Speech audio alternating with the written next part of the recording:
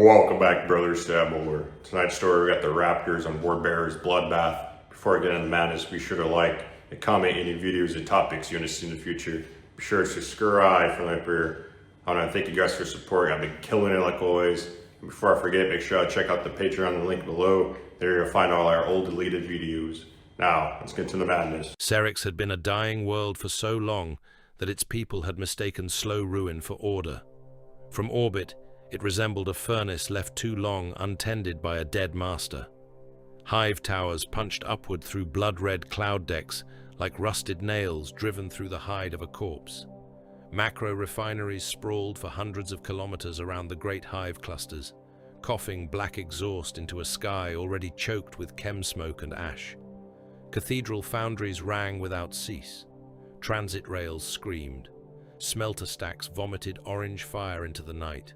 Across the planet's iron skin, Manufactoria stamped out shells, track links, reactor housings, pressure valves, flak casings, and sanctified machine parts by the billion, day after day, century after century, while beneath them, uncounted laborers rotted in hab warrens so densely packed that whole bloodlines lived and died without ever seeing an unfiltered sky.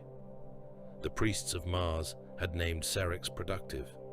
Administratum clerks had named it compliant. The imperial governor had named it loyal.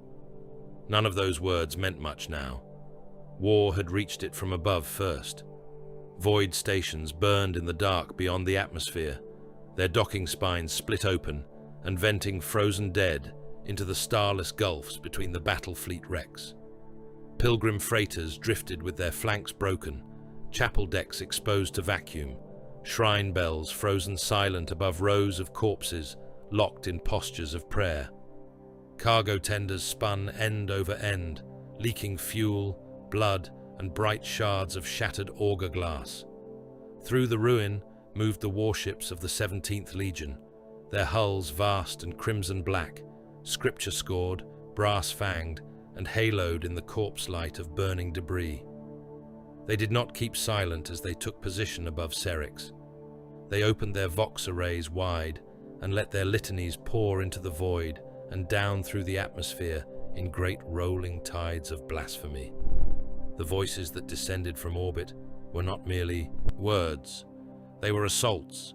They broke across Serrix in catechisms of hate, in sonorous invocations, in scripture that promised revelation through burning flesh and salvation through treachery. Vox towers across the hive began to answer in stolen tongues. Hidden cult cells woke like abscesses lanced open. In the lower hive, the first sirens had not yet finished sounding before enforcers were being dragged from their barricades and beaten to death with rivet hammers. Shrine wardens were nailed to shrine doors. Hab overseers were disemboweled over ration troughs. Men who had mouthed the emperor's name that morning slit their own sons' throats by dusk and painted the walls with sigils they did not understand. Tech acolytes tore out command relays with bleeding hands. Entire manufactorum shifts turned as one and drowned their foremen in coolant cisterns. By the time the governor's palace understood it was under coordinated attack, the lower hive was already a kingdom of fire and screaming. Yet the anarchy above ground was not the true objective. It was only the veil.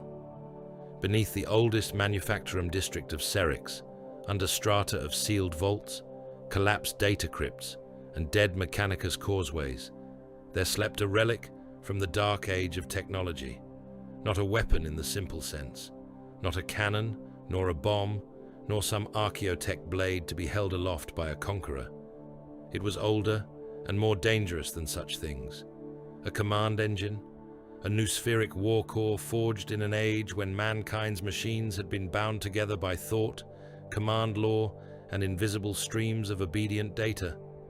In its waking years, it had governed orbital guns, defense grids, transit systems, labor allocations, refinery pressure, atmospheric filtration, and void shielding across a world-scale industrial network. It had once possessed the authority to think and to command in the language of machines.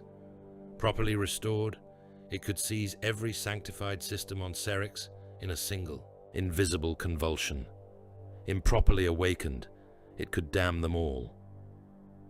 The word-bearers had not come merely to conquer Serrix. They had come to profane it.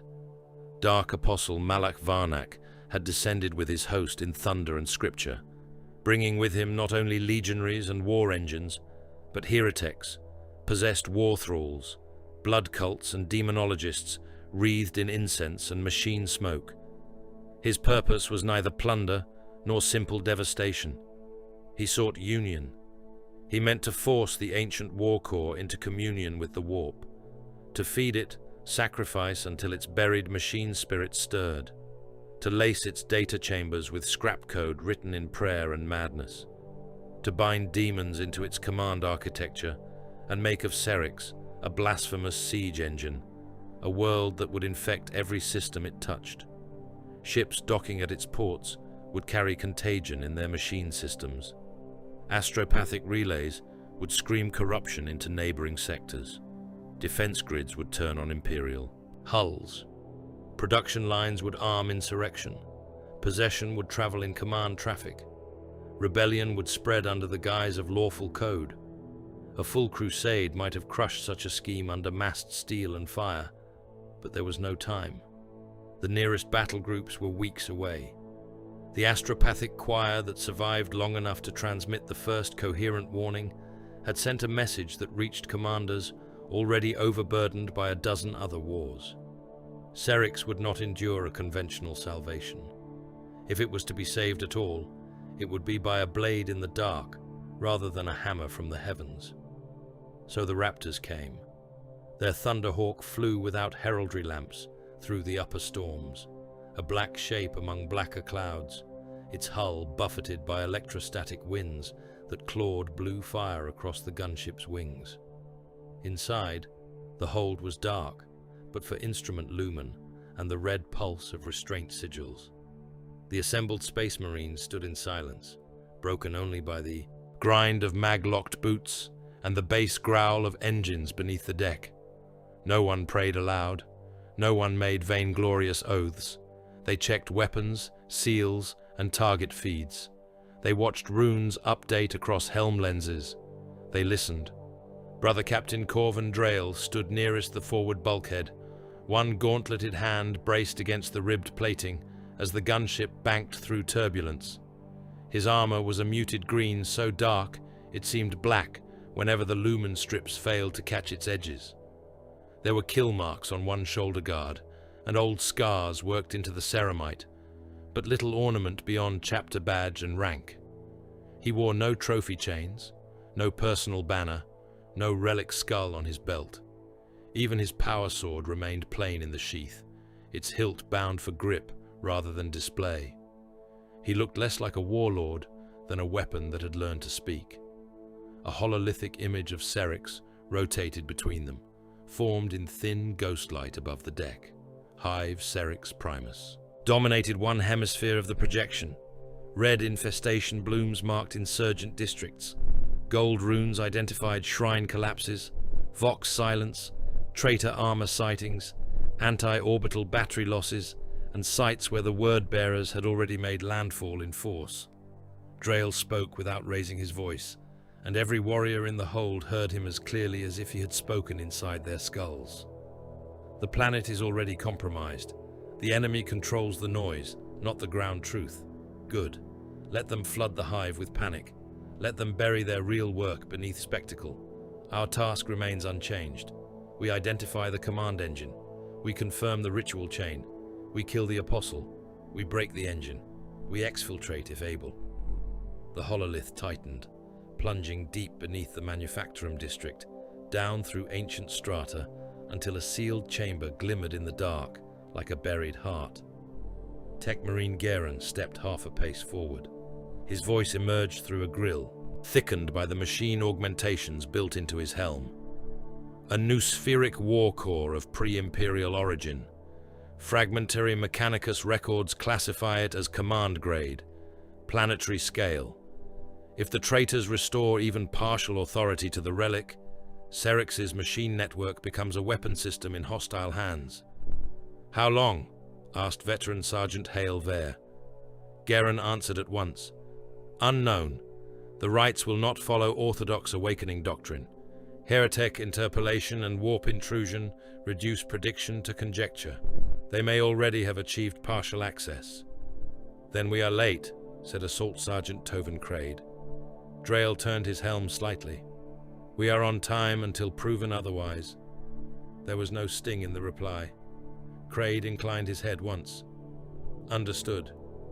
Drayle looked across the mall. Veteran Sergeant Hale Vare stood with his bolt carbine held across his chest, lean even by Astartes' measure, his stance relaxed in the way of killers whose nerves had long since been tempered into function. Beside him loomed Apothecary McCabe, white helm lenses cold as surgical lumen, Narthesium folded shut against one vambrace, Reductor gleaming beneath a clasped hand. Scout Oryx crouched near the assault ramp, lighter armored than the full brethren, camo cloak gathered darkly around his plate, long-barreled sniper weapon mag-locked across his back beside a combat blade. Garen's mechadendrites hung still for now, like the tails of patient iron predators. Tovin Craid and his assault brethren wore jump packs blackened against glare, their posture all restrained violence, as if held in check by discipline alone. These are word-bearers, Drayle said. Do not mistake theatre for waste. Their sermons are command functions. Their cruelty is logistical. Every corpse they hang is a signal. Every altar is a relay. Every cult uprising is a screen for movement elsewhere. Strip away the noise. Find the artery. He reached out and shut down half the tactical icons with a sweep of his gauntlet. The bloom of secondary disasters vanished, leaving only the manufacturum district and the deep vault beneath it. We are not here to win honor, he said. We are here to kill the right men, break the right machine, and leave the rest to drown in the consequences. No one answered with some ritual cry. No one needed to. Hale Vare checked the mag on his weapon. Primary fire lanes will belong to Oryx and my squad once we make elevation. Oryx's voice was younger than the others, but only by a degree. It carried no uncertainty. I want tower access and a clear sight line into the outer districts. If they have icon bearers or relay priests above the processional roads, I remove them first. You remove only on command, Drayle said. Oryx bowed his head. By your word, Captain. McCabe's helm tilted as data scrolled across the retinal display within. If resistance intensifies before objective confirmation, gene seed recovery parameters? Mission first, said Drayle. The apothecary did not hesitate. Received. Craid gave a single humorless grunt. My squad takes breach and pursuit. You take what I assign, Drayle replied. Craid's answer came at once. As ordered. A shudder ran through the Thunderhawk. Warning runes flashed amber. Somewhere outside, lightning crawled over the hull with a sound like metal being torn apart by giant hands. From the cockpit came the pilot's vox-distorted voice. Approach pattern revised. Atmospheric fire ahead. Word-bearers' batteries active on the western rise. We are descending through it. Hold course, Drayle said. The pilot gave no acknowledgement beyond obedience. He did not need to. The Thunderhawk dropped. For a few moments, the gunship was nothing but vibration, thunder, and caged violence. Electrostorms strobed against the view slits, painting every helm in corpse blue flashes. Static clawed at the Vox. The air itself seemed charged with malice. Then the clouds below opened in ragged curtains, and Serrix rose to meet them in all its enormity.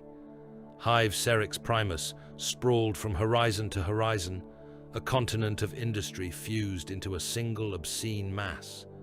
Gantries webbed between spires, processional roads cut through factory zones like black arteries.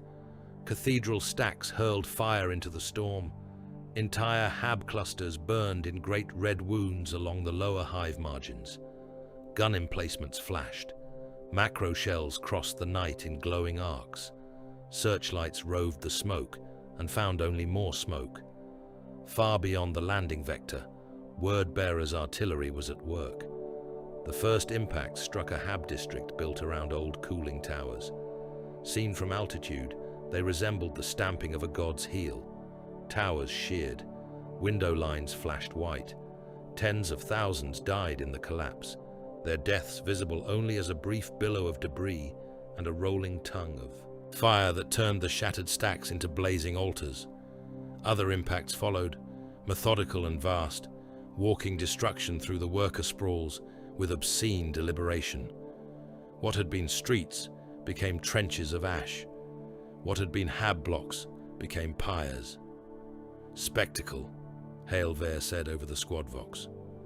Correction, Geron replied. Fire for displacement, fear and root shaping. The enemy is moving populations where he desires them. Drail watched the ruin without comment. His helm display was already sorting trajectories, mapping safe corridors, tagging likely battery nests and probable cult choke points. To his warriors, the devastation was not cause for outrage. Outrage was for mortals. To the Raptors, it was data, symptom, pattern, and price. The Thunderhawk flew low over the ash wastes outside the hive, threading between slag mounds and the broken carcasses of abandoned ore haulers. Tracer fire licked upward from a ridge where traitor militia had mistaken the gunship's shadow for some slower and more vulnerable prey. The portside heavy bolter answered in 2 short bursts, and the ridge vanished in sprays of dust, meat, and torn steel. 2 minutes, the pilot voxed. Disembarkation order remains silent, said Drail. No external voxing unless compromised. Green runes flared across the hold. Restraints unlocked. Weapons came free into waiting hands. The assault ramp shuddered as the Thunderhawk bled speed and dropped lower still, veins howling in the crosswind. When the ramp slammed down, the night of Serrix flooded in. Ash swept into the hold in black-grey sheets. It carried with it the stink of burnt promethium, refinery discharge, old blood, and the wet copper tang of recent shelling. The Raptors moved at once, filing into the wastes with practiced economy. No shout announced their arrival. No battle cry challenged the dark. They emerged from the gunship like a line of executioners stepping from smoke. Their boots sank into drifts of warm ash.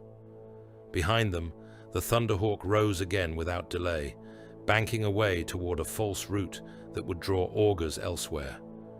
Its engines dwindled into the storm. Silence returned, broken only by distant bombardment and the low industrial heartbeat of the hive.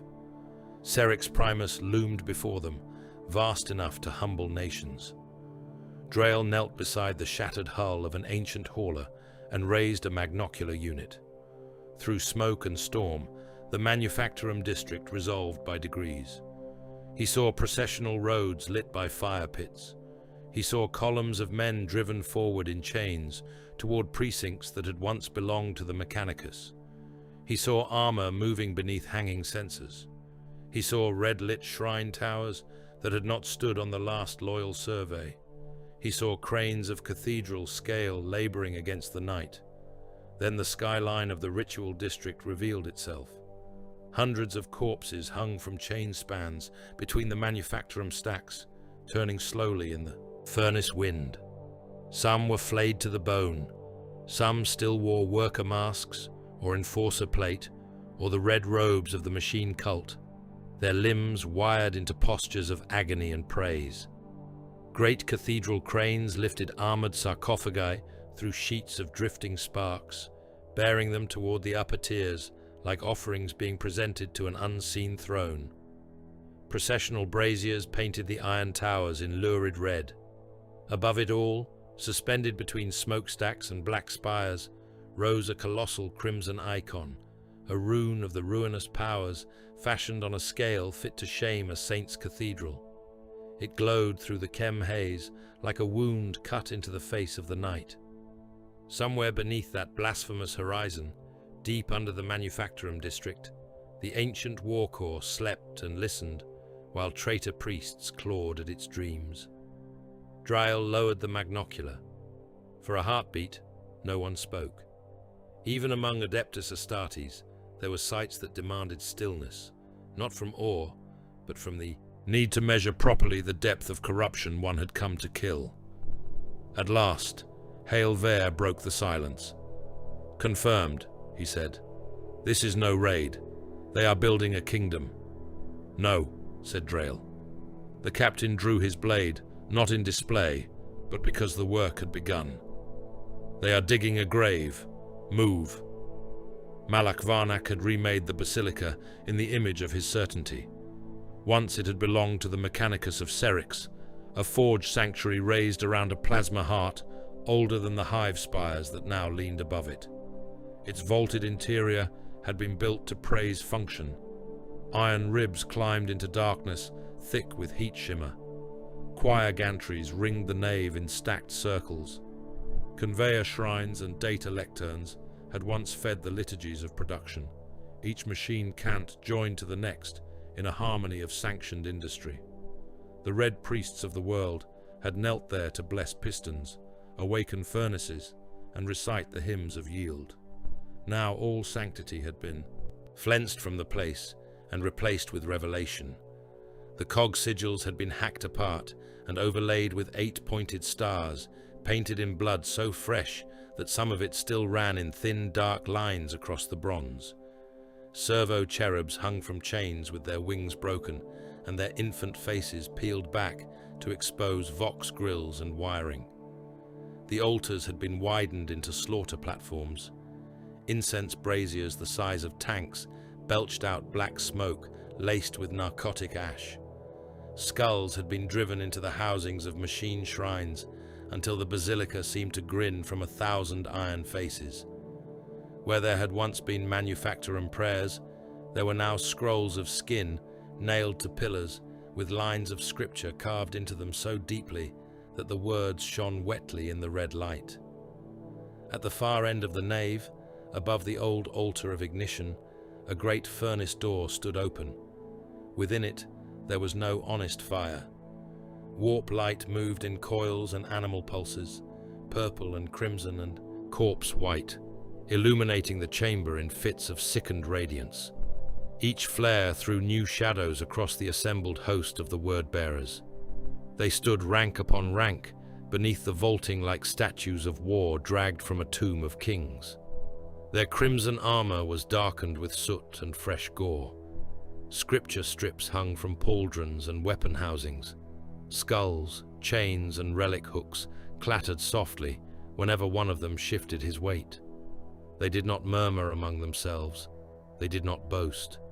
They waited in the stillness of the devout, while mortal cult overseers dragged fresh offerings to the front of the basilica, and the machine choir screamed Binharic grief from cages suspended high above. Malak Varnak rose to speak from a pulpit built of wrecked servitor frames and the torsos of dead priests fused together with brass cable. He was vast even among his own kind. His armor had once been the red of a legionary of Colchis, but centuries of ash, ritual unguents and old blood had darkened it to something deeper than crimson, almost the color of clotted hearts. His Crozius was mounted with a caged flame that had no source but would not die. Around his shoulders hung a stole of flayed skin, stitched with hexagrammatic mockery and fragments of broken imperial creed. His helm had been removed. His face was pale beneath the furnace glare, severe and handsome in the way of old statues left too long in poisoned rain. The scars carved into his cheeks and brow formed script known only to the initiated. His eyes burned with the fever of certainty. When he began to speak, the basilica answered him. Vox towers took his voice and multiplied it through the nave until every iron surface gave back the sermon in a lower and more terrible register. The mortal attendants sank to their knees. Even the chained prisoners on the slaughter rails seemed to stiffen, as if some instinct in them had understood that what now spoke was more than a commander. Serrix was built by the blind, Varnak said, and the words rolled over flesh and steel alike. Its makers knelt to dead law. Its masters honored process and ratio, while the truth howled unheard beyond the veil. They forged iron but not meaning. They commanded engines but not destiny. They taught their sons to worship function, while the gods watched in silence and waited for mankind to remember its place. He stretched one gauntleted hand toward the furnace light. We shall teach them remembrance. The word-bearers below him remained motionless, yet the atmosphere in the basilica changed. It thickened. It became charged. Mortal cult leaders began to weep openly. One tore out his own tongue and laid it across the metal grating before him in gratitude. This world shall not merely fall, Varnak continued. It shall be translated. Its iron shall be given soul. Its code shall be given liturgy. Its flesh shall be given purpose. Serrix shall become a shrine world of damnation. Furnace and altar, data and curse, labor and sacrifice, a forge where machine spirit, mortal agony, and the hunger of the immaterium are wrought into one indivisible truth. The caged flame atop his Crozius flared brighter as if in answer. Let the Imperium keep its cathedrals of obedience. We shall build a cathedral that thinks. We shall raise a world that prays in iron. Every relay shall chant. Every manufactorum shall bleed doctrine into the void. Every ship that docks here shall depart bearing our gospel in its machine soul. Every world that receives its traffic shall learn corruption as communion. So do empires rot. So do sectors burn. So do the gods make wide their dominion. The last words had not quite faded when Coryphaus Drazak let out a low growl through the grill of his helm. The butcher stood to the right of the pulpit with his chain axe resting on one shoulder. Of all the legionaries in the basilica, he looked the least like a priest and the most like war rendered into shape. His armor was brutal where Varnak's was ceremonial. Plate edges were hacked, repaired, reinforced, and scored with 1,000 impact scars. The faceplate of his helm had been reshaped into a snarling maw. His right pauldron bore a rack of enemy skulls wired together with strips of torn parchment that had once been purity seals. There was scripture on him, as there was on all word-bearers, but it hung awkwardly, like chains placed on a beast that tolerated them only because they did not yet hamper the kill. He did not interrupt the sermon. He was not fool enough for that. Yet the sound he made was deliberate enough that those nearest him heard it. Varnak did not turn his head. You hunger for battle, Coryphaus. Drajak's answer came like rocks grinding in a crusher. The lower hive still resists. The ash roads outside the west gates remain contested. There are pockets in the refinery districts that have not yet been flayed clean. I hunger for obedience expressed. Through massacre, apostle. A ripple of unease passed through the mortal attendants. None of the legionaries moved. Varnak smiled, and that was more disturbing than anger would have been. You confuse impatience with zeal. There is a difference. I confuse nothing, Drazak said. The enemy still breathes. The city still hides blades. I would rather hear their bones break than another million workers scream themselves empty over a grill. Some among the host shifted at that, not in dissent, but in recognition. Drazak spoke for the appetite that lived in every legionary breast, even when yoked to doctrine. Slaughter was immediate. Ritual required endurance. Malach Varnak descended one step from the pulpit. It was enough to tighten the entire chamber. And yet the workers scream because I command it, he said softly. Their deaths are not waste. Their fear is not ornament. We are not here only to butcher. We are here to consecrate. Would you spend the blood of this world merely to silence it, when I may spend it to make the world itself kneel forever? Drazak gave no bow. His helm remained fixed on the apostle. If the engine wakes, then let it wake. If it refuses, let me drag its keepers apart until the answer is found in their guts. Varnak's smile widened a fraction. You see, brothers, how honest he is. He would tear open the lock with his hands if his axe proved too slow. There is purity in that. But the relic beneath Serrix is not a gate to be battered down. It is an ancient sovereignty.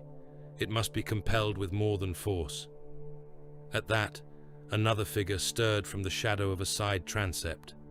Warpsmith confessor Zal Irvin came limping into the furnace light with a dragging mechanical rhythm, trailed by servo limbs and the clatter of chained cherubs carrying censers of hot oil.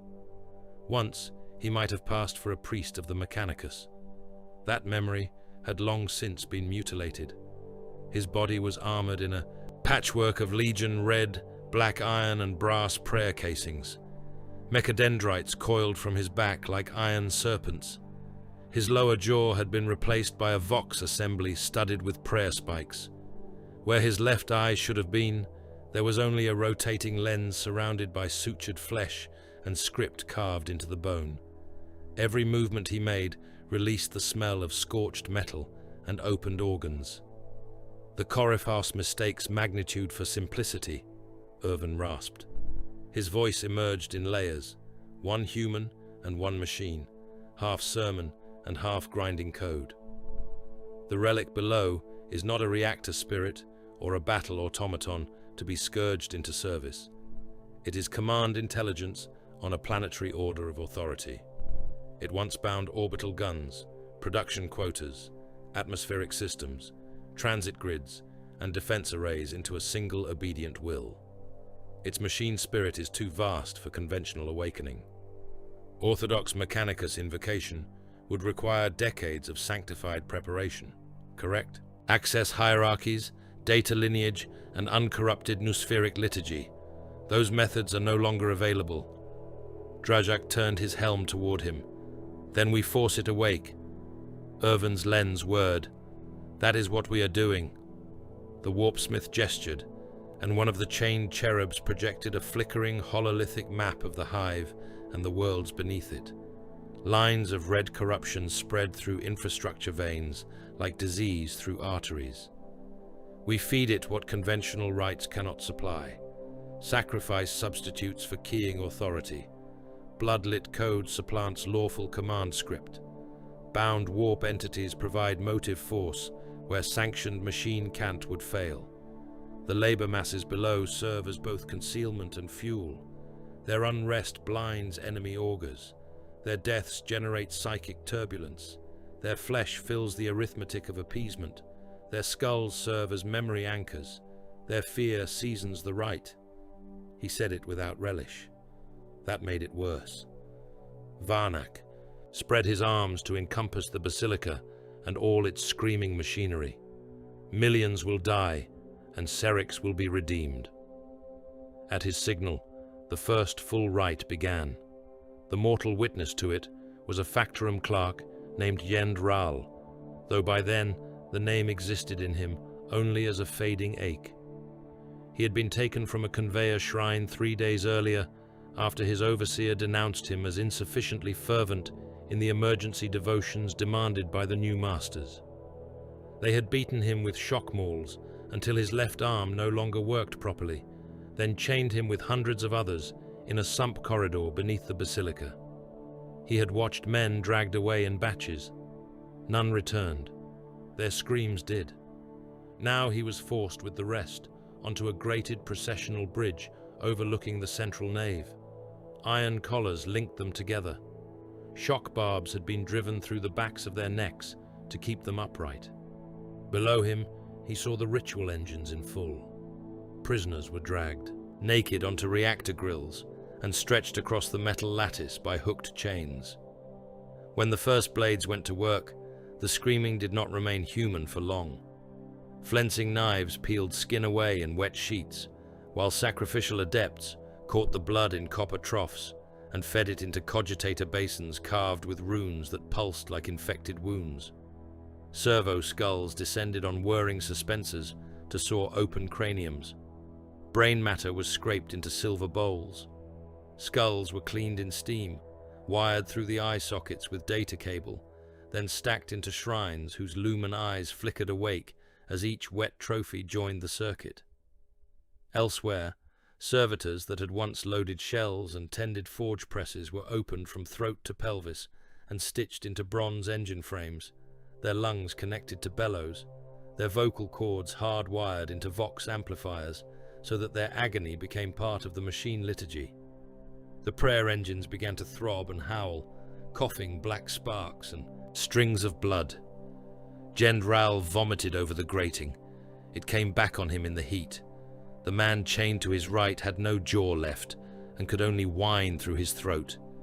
The one on his left was praying to the Emperor so fast the words had become an animal sound. Below, Malak Varnak watched the right with the stillness of a priest before a sunrise. When he spoke again, it was not to comfort, nor to command in the manner of officers, but to shape reality through doctrine. "Faith is not belief," he said. The phrase rolled through the basilica like an iron wheel. Faith is obedience. Faith is the hand that opens the throat when the gods require a door. At those words, one of the officiants cut deeper into the offering on the nearest grill. Blood hissed across hot metal. A ripple passed through the furnace light. Jendral saw something move there that was not made for human eyes. A hand, perhaps, or a claw, or a thought that had put on the outline of a hand for an instant before changing its mind. It pressed against the veil above the altar and withdrew. He began to sob. Far beyond the basilica, in a ruin field overlooking the manufacturum district, other eyes watched the same horror through magnocular glass and stolen machine sight.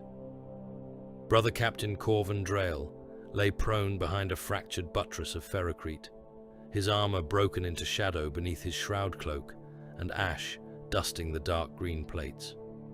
Around him, his warriors held their assigned positions among the shattered remains of a collapsed transit station. Oryx was on a broken gantry with his rifle anchored against a rusted beam. Hail Vare and two of his veterans occupied a half-buried service line with overlapping sight lanes into the processional roads. Geren crouched amid the carcass of a wrecked relay mast, mechadendrites plugged into its dead machine spirit, coaxing from it fragments of hacked Auspex return and emergency infrastructure maps. McCabe remained to the rear with the reserve ammunition and extraction line. Tovin Craid and his assault brethren were invisible now, having already ghosted forward toward the outer relay shrines. The captain lowered the magnoculars one fraction and listened as Garen fed him the data. Visual confirmation on Ritual Nexus, the tech marine voxed in clipped code burst. Command engine presence now beyond dispute. Deep noospheric signal detected beneath Manufacturum District. Intermittent. Vast. There is machine authority below the noise. How long until culmination? Drail asked. Cannot determine precisely. Activity surge indicates acceleration. Before dawn is probable. Oryx's voice entered the link. I have the Apostle in sight through upper tracery. Permission to fire. Drail did not even look toward him. Denied. There was a beat of silence. Distance is extreme, but within solution. Denied, Drail repeated. A kill shot without system collapse changes nothing. We blind. Them first. He brought up the tactical schematic Geren had assembled from broken civic records, enemy movement, and partial auger theft. Red icons marked relay shrines, scripture towers, signal braziers, processional routes, armor congregation points, cult barracks, munitions stockpiles, and likely noospheric uplinks leading downward toward the vault layers. Hail. Ready, said the veteran sergeant. Mark the shrine relays on the eastern and southern roads. I want every altar node, every signal mast, every vox chapel tied to this ritual district, tagged for elimination. Marked and distributing. Craid. A moment later, the assault sergeant answered from the dark. In position. Deploy the false signatures. Make them think a larger cordon is closing from the ash wastes.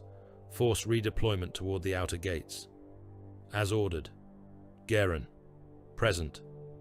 Once the first relay shrines go dark, flood their local auspex with fabricated armor ghosts and false thermal bloom.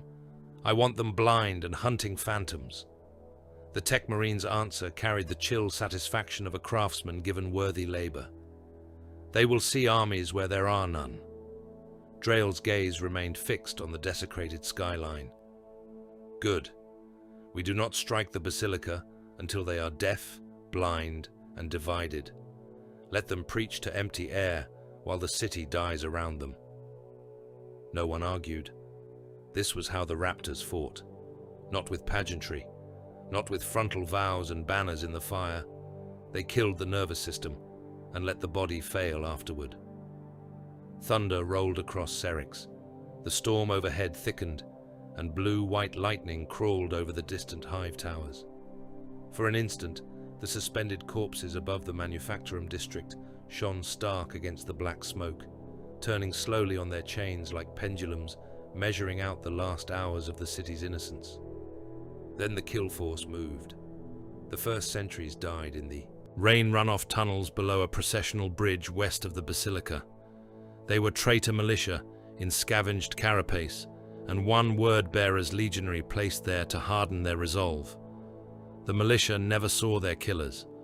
One was snatched backward into darkness, and his throat opened before his lasgun hit the stone. Another took a combat blade under the jaw and was lowered soundlessly to the slime. The third managed half a gasp before Hail Vare crushed his windpipe with an armored hand. The legionary turned at the wrong moment, reacting not to sight, but to the sudden absence of his men.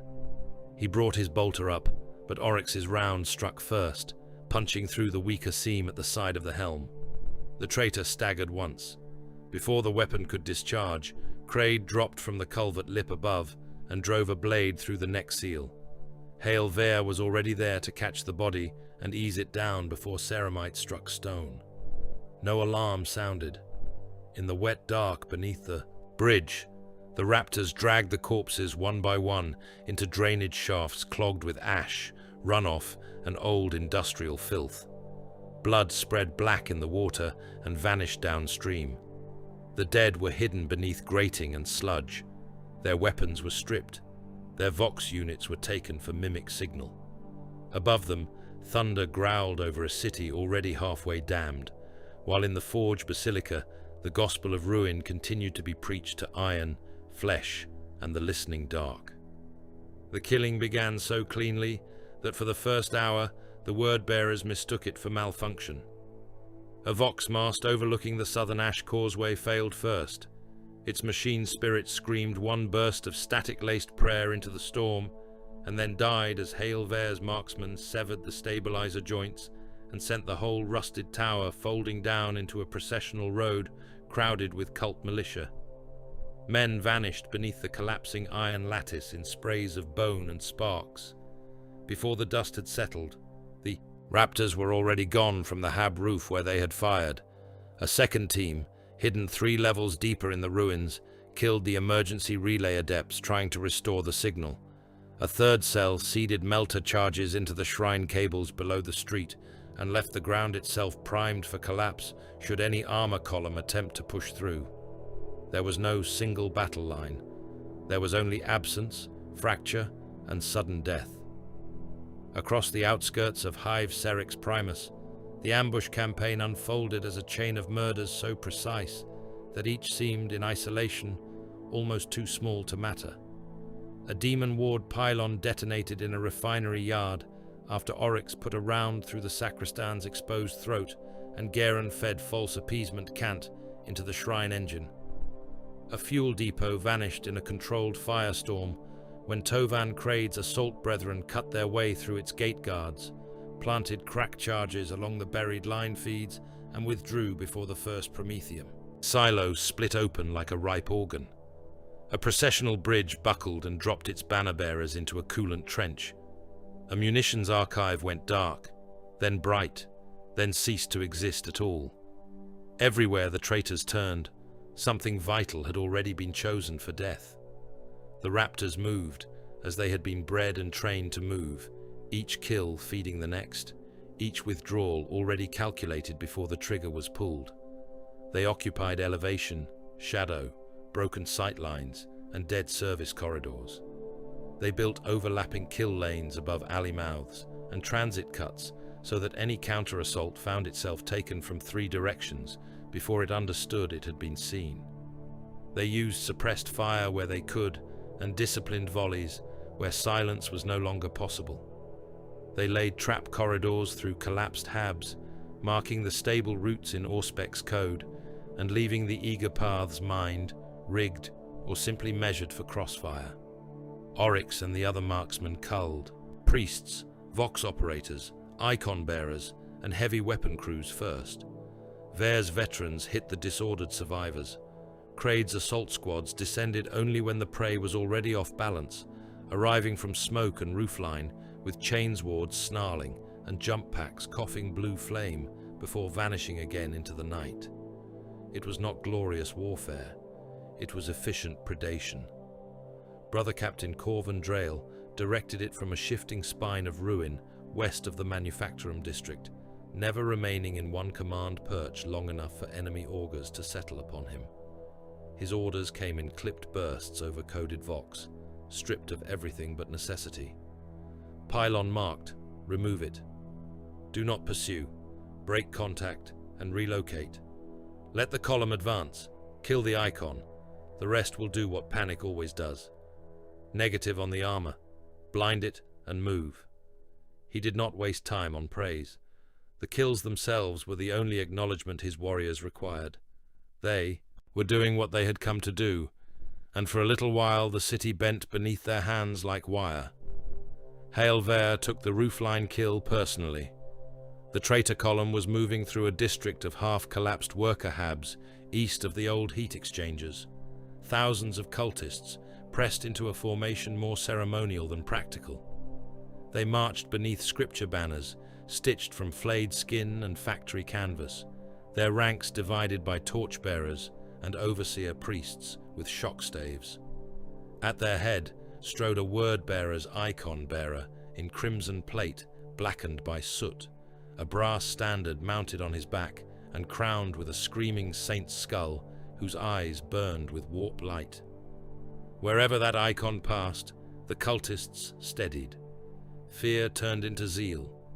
Disordered mobs remembered how to become a procession.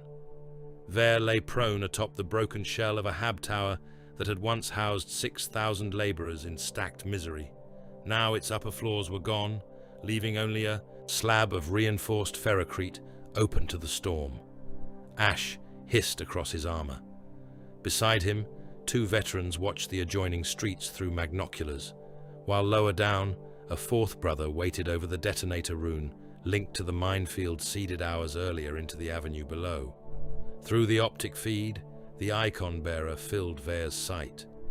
The word bearer moved with unhurried assurance, bolt gun mag-locked at his hip, one gauntleted hand resting against the pole of the standard, as if he could feel devotion coursing through it. The saint's skull above him turned slightly in the wind. Its jaw worked soundlessly. Target confirmed, Vare voxed. Drayle's answer came from somewhere else in the dark city. On your mark. Vare slowed his breathing and ignored the furnace thunder on the horizon. Wind, distance, drift through ash, minute movement in the target's stride. The icon bearer's helm turned toward a burning habstack just long enough to bear the weak seam, between gorget and jawplate. Vare fired once. The round punched in beneath the helm and came out through the back of the traitor's neck in a mist of armor fragments, blood, and shattered vertebrae. The icon bearer staggered 2 steps, dropped the standard, and collapsed under it. The saint's skull struck the road and burst apart in a flare of red warp discharge.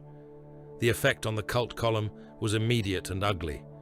Those nearest the fallen icon recoiled, as if faith itself had been shot out from under them. Priests screamed for order. Torchbearers stumbled. Men at the front slowed while the rear ranks, blind to what had happened, continued to press forward. Panic moved through them like a blade under skin. Somebody shouted that loyalist armor was upon them. Somebody else cried that the gods had rejected the procession. Then another shot took a priest through the eye, and the whole column convulsed. They ran. Not all of them.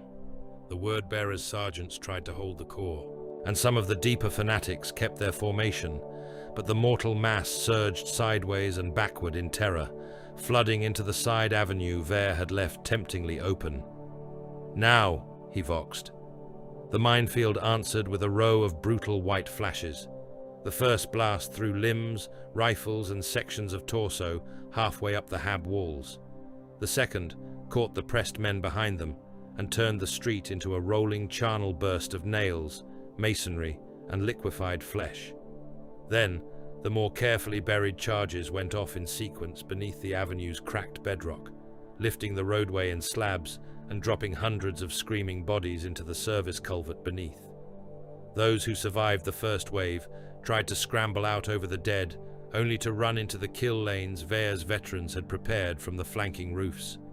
Controlled fire stitched through the stampede. Men toppled in heaps. Priests flailed with broken staves. A surviving word-bearer dragged the icon standard, back upright only for Oryx, firing from a different district entirely, to put a round through the saint's remaining eye and into the legionary's faceplate. The standard fell again. This time no one tried to lift it. Vare watched the slaughter for 4 heartbeats more, then rolled back from the edge. "Relocate," he ordered his squad. "They will bracket the roof." Already, down on the avenue, traitor heavy weapons were being dragged into position by cursing militia handlers. Already return fire was beginning to scour the hab tower. By the time the first shells hit, the Raptors had slipped into interior darkness and were descending through a stairwell they had pre-cut for speed. Elsewhere, Tovan Crade came down from the smog like a punishment long delayed. The convoy was heavy and slow, grinding along an old freight causeway that fed the manufacturum district from the outer depot lines. Munitions crawlers crept nose to tail under escort, their armored wheels spitting sparks from the rail grooves.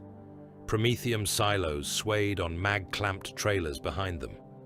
Cult militia rode the side steps with autoguns and flensing hooks. 2 word-bearers walked the column's spine in dark red plate, one at the lead, one at the rear, both watching the ash with predatory patience.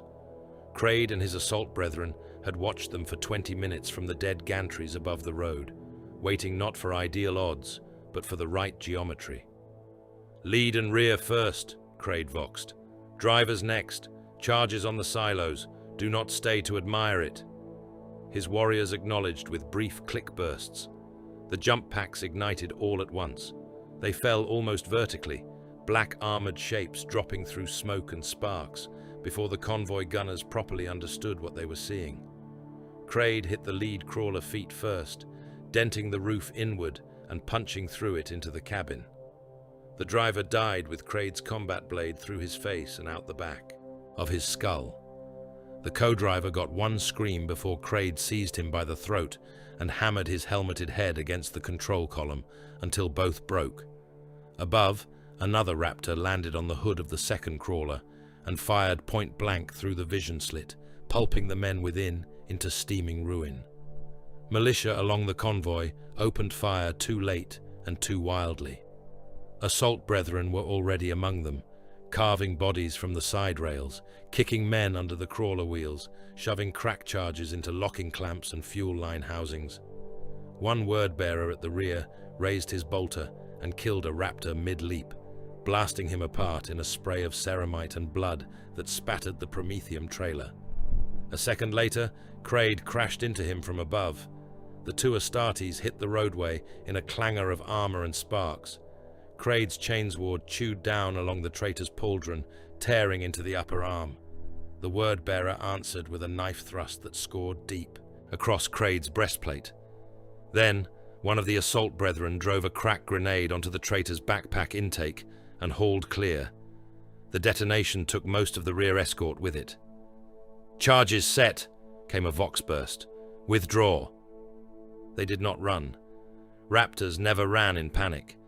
They disengaged with method, leaping from crawler to roofline to broken gantry in a sequence already plotted in their helm displays. By the time the first Promethium silo cooked off, Crade was 3 levels up and watching through smoke. The road disappeared in a bloom of incandescent ruin. Flame rolled the length of the causeway, enveloping ammunition loads, bodies and wrecked vehicles in a single devouring wave. One crawler's magazines went in sympathetic bursts, sending shells and rocket canisters spinning into nearby hab blocks. A Prometheum trailer split open and poured burning fuel across the roadbed in a tide of sticky fire that adhered to flesh, armor, and cracked stone alike.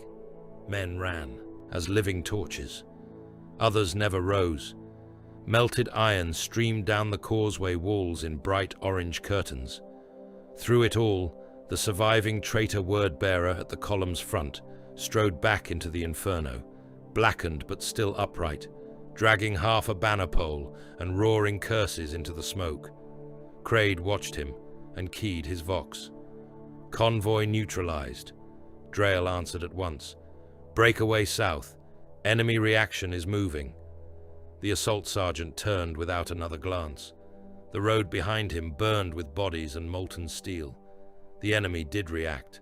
They reacted hard. Malak Varnak received the news in the Forge Basilica, while another offering screamed itself hoarse over a reactor grill. Reports arrived not in a steady line, but in overlapping bursts of failure.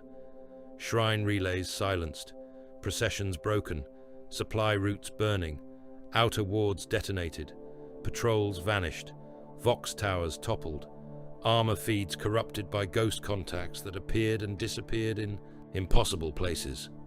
Mortal officers begged for reserves.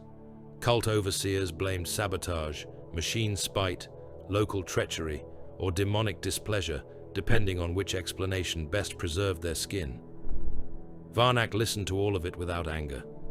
He stood before the open furnace shrine with his Crozius grounded at his side, pale features made almost serene by the shifting warp glow. The basilica's smoke washed around him in black coils. His acolytes waited for wrath and found instead something worse. "Good," he said. Some of the mortal attendants stared as if they had misheard. Varnak turned, and his smile was all revelation and no warmth. "Do you not understand what has been granted to us? The hidden knife has chosen to cut. The enemy has ceased to be rumor. He has become witness. He has revealed his fear to the gods." Koriphaus Drajak stood in the shadow of the pulpit, chain axe resting across one shoulder, his armor still wet from the latest purge in the lower hive. "He has revealed that he is an annoyance." Varnak's eyes glinted. "No.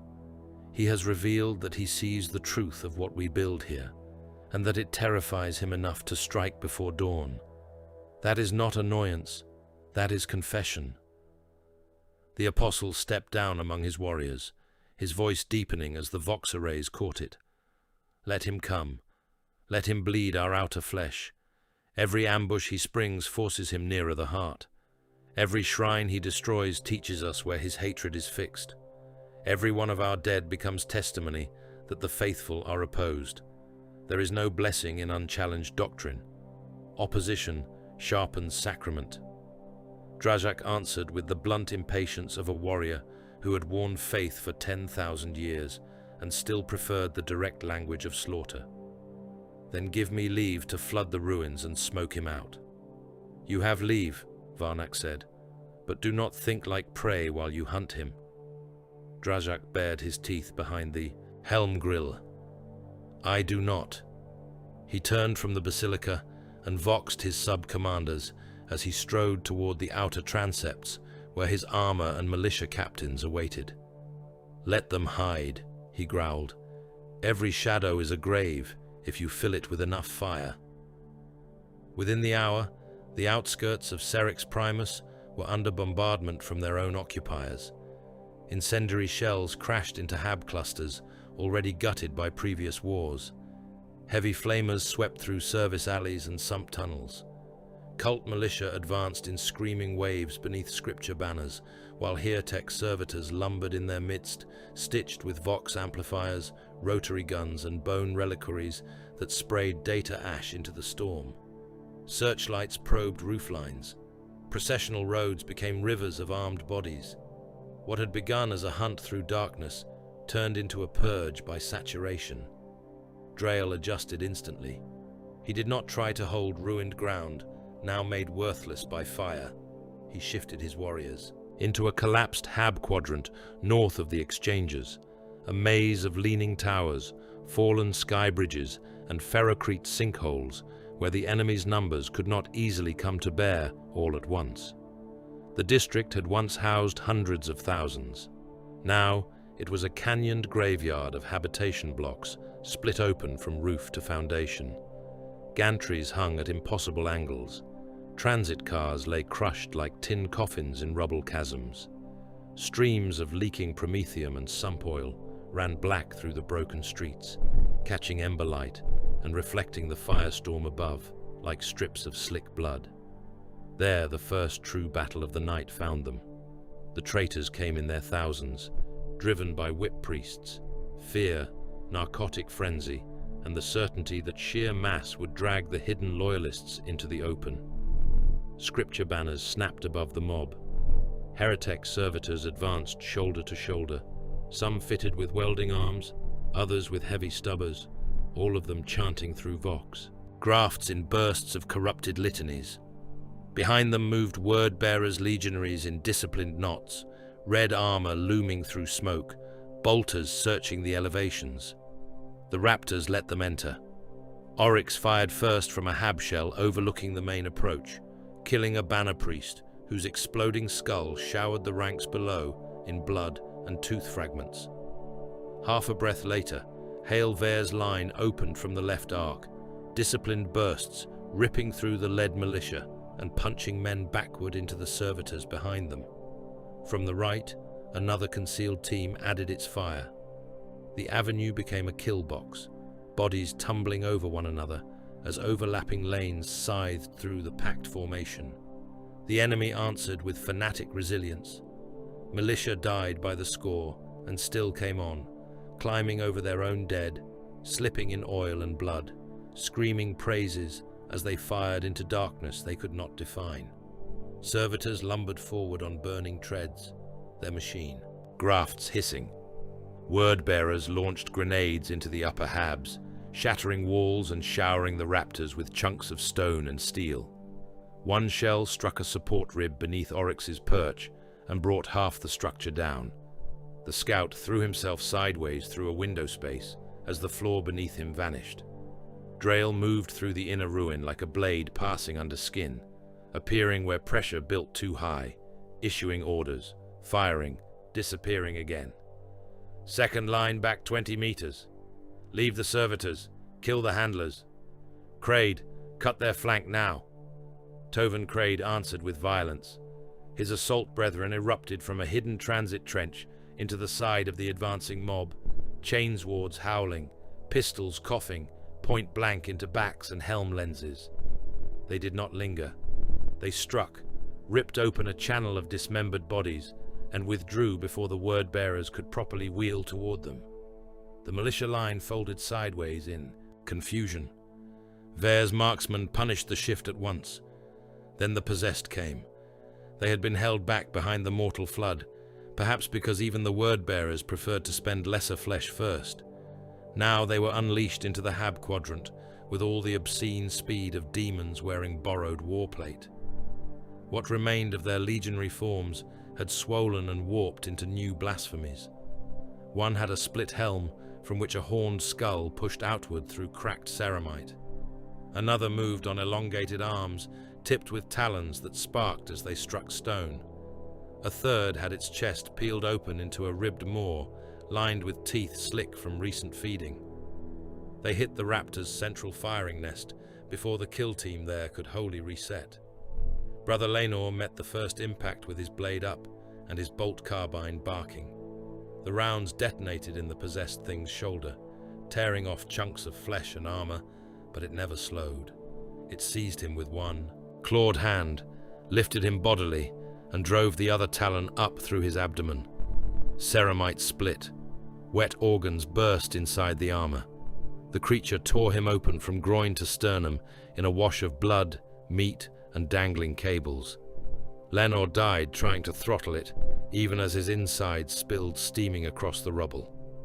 Another raptor, Brother Severan, killed one of the beasts with a point-blank melter blast that reduced its upper torso to incandescent slurry.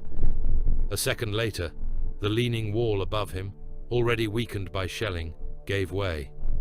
Ferrocrete slabs and rebar crashed down in a grey avalanche, crushing him beneath several tons of falling ruin. His last vox burst was not a scream, but a clipped warning to clear the line. Apothecary McCabe arrived through the smoke while the fight still raged. He moved with the terrible calm of a surgeon in a slaughterhouse, bolt pistol in one hand, narthetium unfolding from the other in gleaming segments. Craid and Vea's veterans formed a living wall around him while he knelt over Lena's mangled body. The fallen brother's armor was peeled open like butchered shell. One of his hearts still shuddered weakly amid the ruin of his chest. "Cover me," McCabe voxed. He drove the reductor home. The gene seed extraction was brutal and swift, performed while rounds cracked overhead and demon things screamed in the dark. McCabe's gauntlets disappeared up to the wrist in his brother's open torso. Blood pumped over the white of his apothecarian plate and ran black in the ash. He withdrew the precious progenoid and sealed it in a stasis capsule at his belt, just as a possessed lunged through the smoke. Vere intercepted it with a burst to the face. Craid took one of its arms off at the elbow. Even severed, the limb kept clawing in the dirt.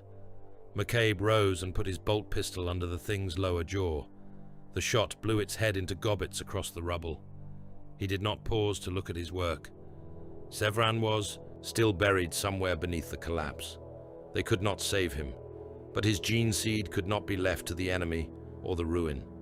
Under incoming fire, and with the district literally breaking apart around them, McCabe and two veterans hauled at shattered slabs until they found the crushed cavity where Sevran's torso had been flattened into the armor.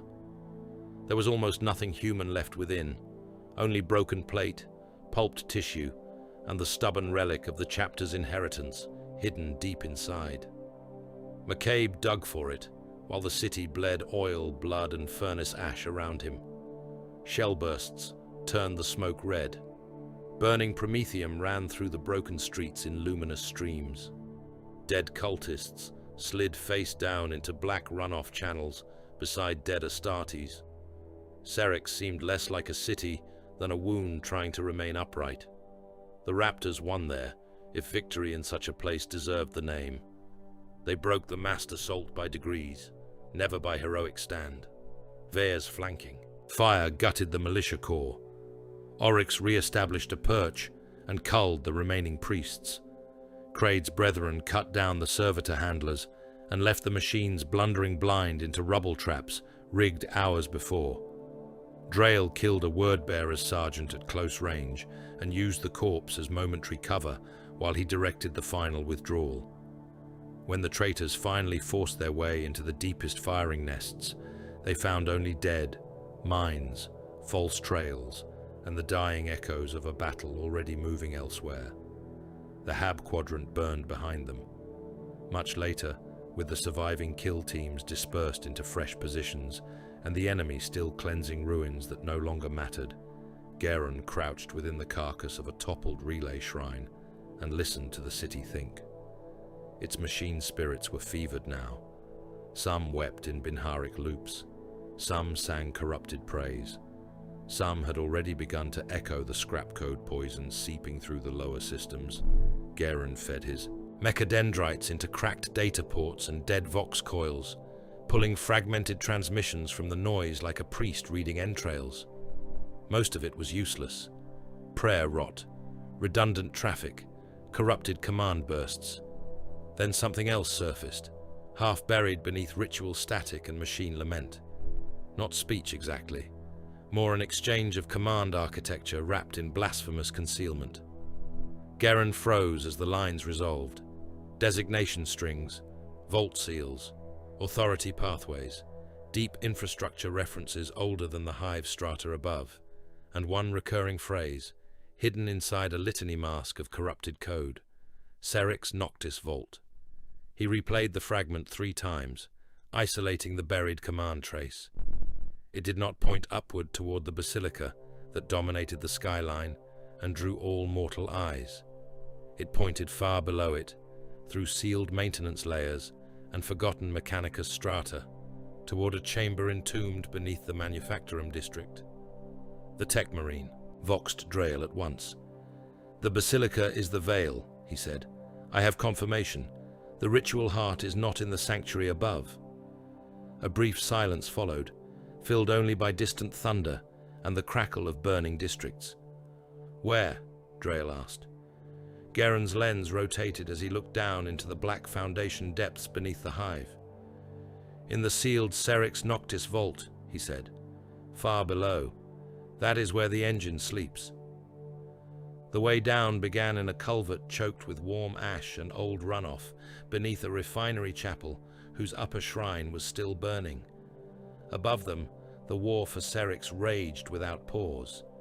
The hive shook to artillery impacts that traveled through the city's foundations like the blows of some vast subterranean heart. Every few moments, the tunnel walls quivered and bled rust flakes into the darkness. Distant detonations rolled down through drainage pipes and ventilation shafts in long metallic groans. Somewhere far overhead, millions were, still dying in hab blocks, processional roads, manufactoria, and shrine squares. The open war had become its own weather. It pressed down through the stone and iron of the underworld in tremors, in heat, in the faint descending rain of soot. The Raptors did not look back toward it. Brother Captain Corvin Drail led them into the lower works with the same economy he had shown on the surface, moving from shadow to shadow beneath a dead lumen glow, while Garen fed him root logic, pulled from broken civic schematics and machine remnants, too old for the living priesthood to remember properly. Serrix's underworld had not been built in one age, nor by one hand. It was the accretion of millennia. Maintenance catacombs gave way to dead transit tubes.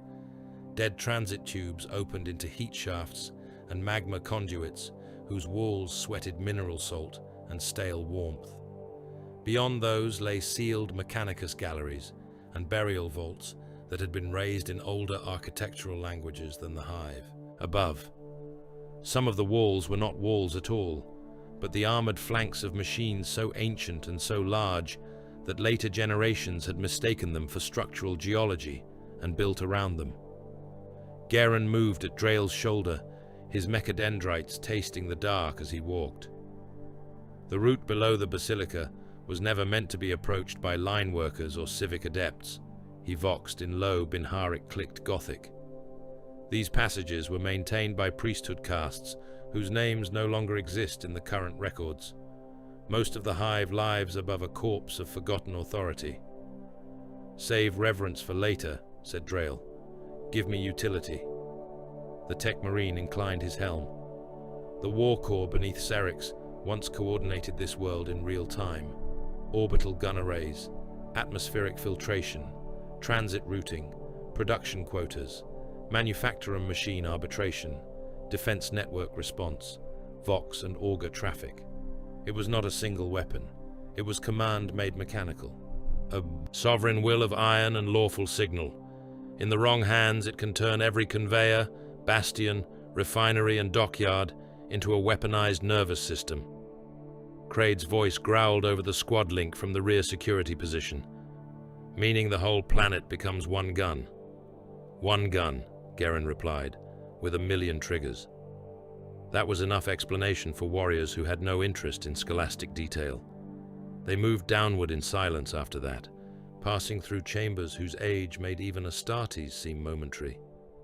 Iron saints stood in alcoves along the deeper corridors, each twice the height of a man, and cast in a style so ancient their iconography had become almost alien. Their faces had been polished away by centuries of ritual touch or deliberate defacement, leaving blank metal visages turned toward nothing. Skeletal servo choirs hung above transept junctions in cages of green-black bronze. Rows of human rib cages wired around Vox diaphragms and prayer. Cylinders, their desiccated jaws fixed open as if still trying to complete hymns begun 10,000 years before.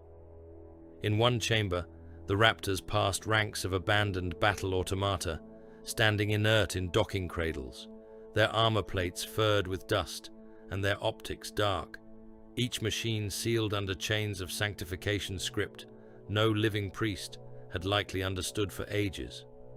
The walls everywhere were scored with prayers in layered palimpsests of high Gothic, Binharic runes and older mechanic cants worn almost smooth by time.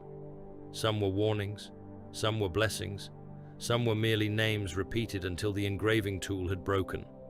The oldest among them were in languages so archaic that even Garen paused beside them in momentary calculation.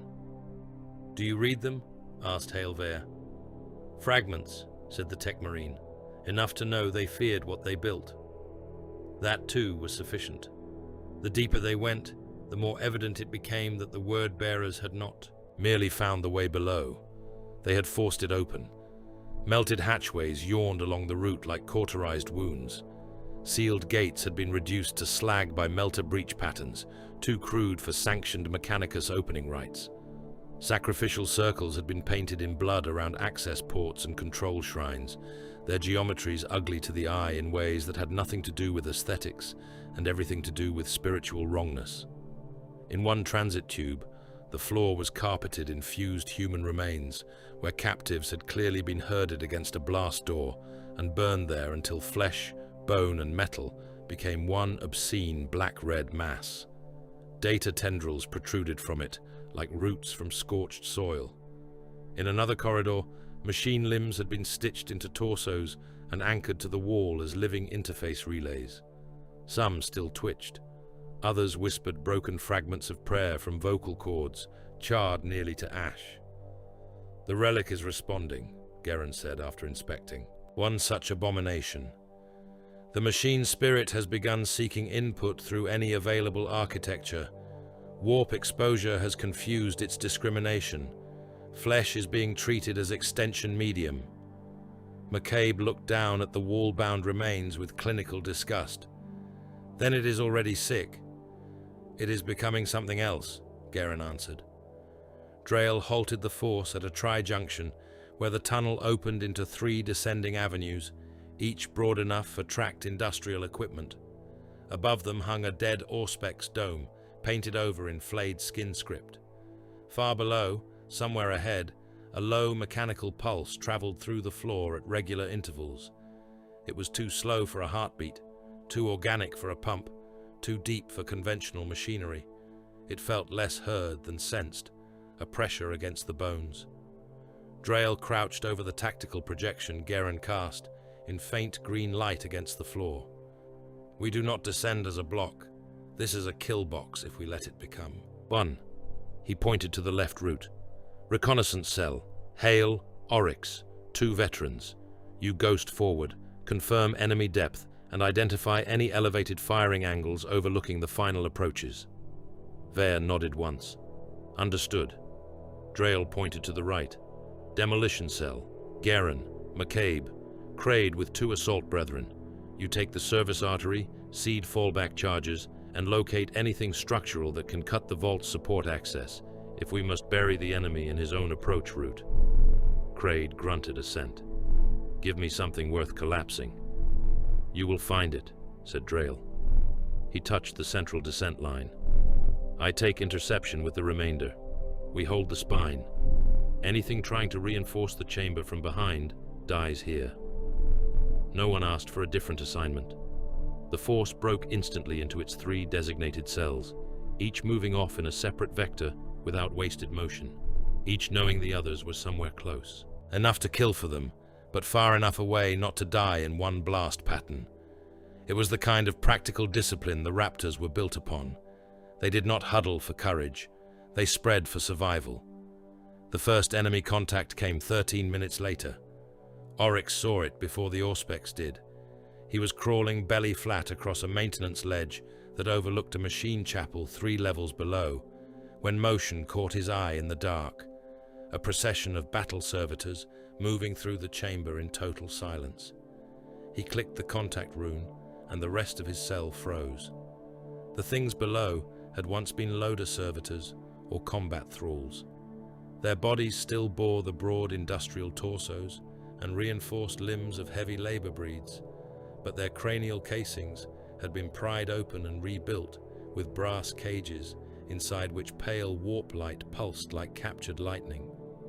Faces had been stripped away entirely. Where human features should have been, there were only iron masks engraved with scripture that bled luminous red from the grooves.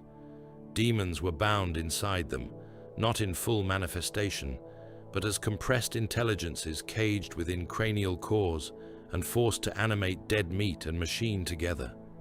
They moved with a jerking, eager malice no lawful servitor could imitate.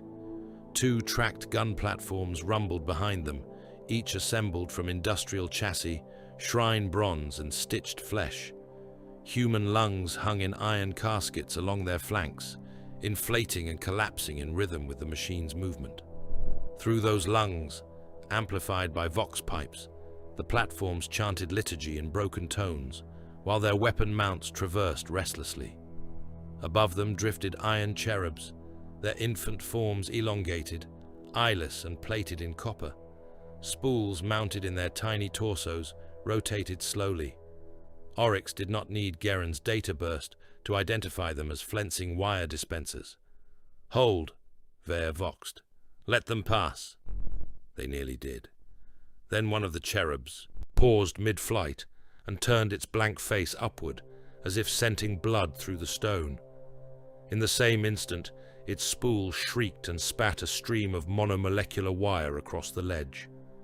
The first sweep cut through a handrail, a pipe cluster, and half the skull of the veteran beside Oryx. Bone, helm, and brain matter came apart in a mist before the body had even begun to topple. Oryx fired from the hip. His round blew the cherub into brass fragments and wet pulp. Ver's squad opened a disciplined burst downward. 2 battle servitors lost limbs and collapsed in writhing seizure. 1 gun platform answered with a stream of heavy rounds that tore the ledge to pieces. The chamber became an instant furnace of noise and splintering iron. Elsewhere in the service artery, Kraid's cell met a second breed of horror. The tracked platforms there were smaller and faster, built low to the ground, their gun mounts secondary to the cages of human torsos bolted atop them. Those torsos were still alive enough to scream.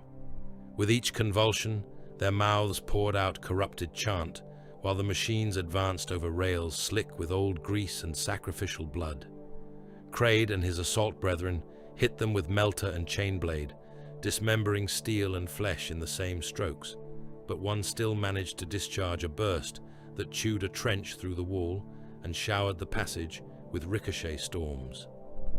In the central spine, Drael's interception team killed a knot of word-bearers legionaries emerging from a side hatch before they could fully orient themselves. The fight was brief and murderous in the close dark.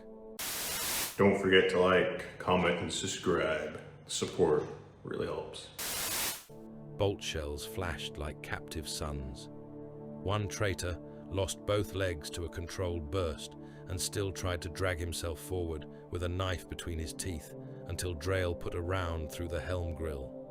Another died trying to call a warning over the vox.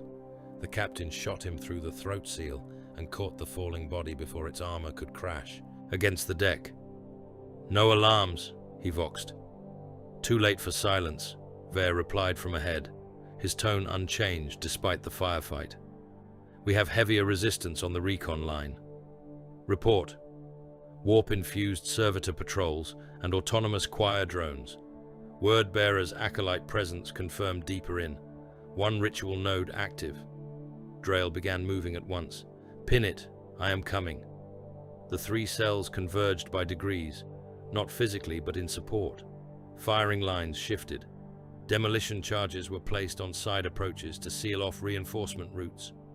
Oryx relocated twice through collapsed machine ducts to gain a new sight lane into the active ritual chamber Ver had identified.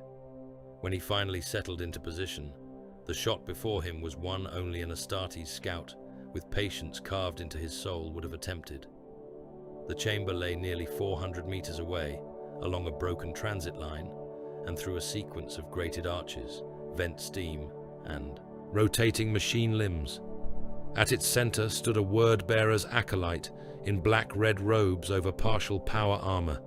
One gauntlet raised above a control shrine, hacked open to expose the relic circuitry beneath. Around him knelt human attendants, with their own hands nailed to the deck. Blood ran from those wounds into the shrine's conduits. The acolyte chanted in a voice swollen by vox graphs, shaping each phrase toward the open circuit like a key being forced into a lock that despised it. Oryx steadied the rifle and bled away everything but the shot. "Target solution," he voxed. "Take it," said Drail. The round crossed the dark and struck the acolyte through the eye. The back of his skull burst in a fan of blood, teeth, and shards of augmetic lens. He began to fall, but the dying body still convulsed through the final syllable. The blood circuit closed. For one impossible heartbeat, the entire underworld held still. Then the war core stirred. The sound was not sound. It was a pressure event, a noospheric inhalation, a thought of such scale that it made the tunnels ring with sympathetic vibration. Red runes ignited across walls that had not known power in ages. Blast doors throughout the lower complex began cycling open and shut with deafening booms. Null chambers unlocked in cascading sequence, disgorging ancient cold and stale incense. Machine shrines that had been dead for millennia shuddered awake and started disgorging corrupted status cant. Deep below, turbines or hearts or something between the two began turning. Garen went still for a fraction of a second as streams of machine data crashed against his augmetics. "Partial awakening," he voxed, and even through the iron flatness of his voice there was alarm. "The command spirit has registered intrusion and is attempting systems reconciliation. Its threat discrimination is compromised." As if to confirm the point, the abandoned battle automata in the adjacent chamber came online. Their optics flared red. Restraint chains snapped. Weapons older than the Imperium's present forms elevated with the smoothness of perfectly maintained murder. They did not recognize friend from foe. To them all, biological presence was contamination, all unauthorized signal, an act of war. "Contact all directions," Hail Ver reported, as ancient guns opened up somewhere to his left. Drail felt the mission change in that instant, as clearly as if some unseen hand had reached down and turned a page in the war. Before, the kill had been simple in principle, if not execution. Descend, identify, slay the apostle and those binding the relic, destroy the engine if possible, escape if not. But now the partial awakening had redrawn the stakes. If the war core woke fully while polluted by the warp, it would not matter whether Malak Varnak lived another minute or another hour. Serrix itself would become the apostle's weapon. Every defense grid, manufacturum lattice and dock controller above would be born again in blasphemous purpose. They could not merely kill Varnak now. They had to stop the waking. "Listen," Drail voxed to every surviving brother in the complex. "Objective revision. Priority is no longer decapitation alone. The relic must not achieve full command state. If the apostle dies and the engine wakes, we still lose the world." Acknowledgements clicked back through gunfire and machine scream. "Garen," said the captain, "can it be shut down?" "Unknown." "Can it be destroyed?" A pause. "Everything built can be broken. Whether we survive the attempt is a separate consideration." "Accepted." The tunnels around them were becoming a war on too many fronts. Ancient defense systems fired at movement signatures. Word-bearers' patrols converged from newly opened approaches. Warp-spoiled servitors blundered forward amid the confusion, some attacking the loyalists, some the traitors, some anything that still breathed. One null chamber vomited out a squad of dormant guardian constructs that immediately butchered a procession of cult thralls with archaic beamfire before turning the same weapons on Kraid's assault brethren. Flensing cherubs swarmed from the ceiling in screaming loops.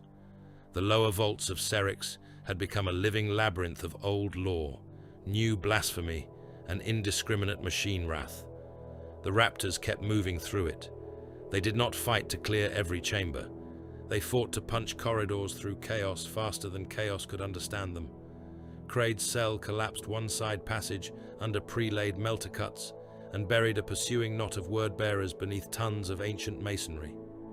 Ver dragged his wounded through a maintenance crawl space, while Oryx shot cherubs off their backs one by one in muzzle flashes bright as lightning. McCabe put down a wounded battle brother, too mangled to move, and took the progenoid before the body had finished twitching. Drail killed what stood between him and the downward route, and only that. At last, the converging routes opened into a final observation gallery overlooking the true heart of the Serrix Noctis vault. Even Astartes paused there. Below them yawned a reactor abyss, so vast it seemed less a chamber than an artificial chasm cut into the bones of the planet.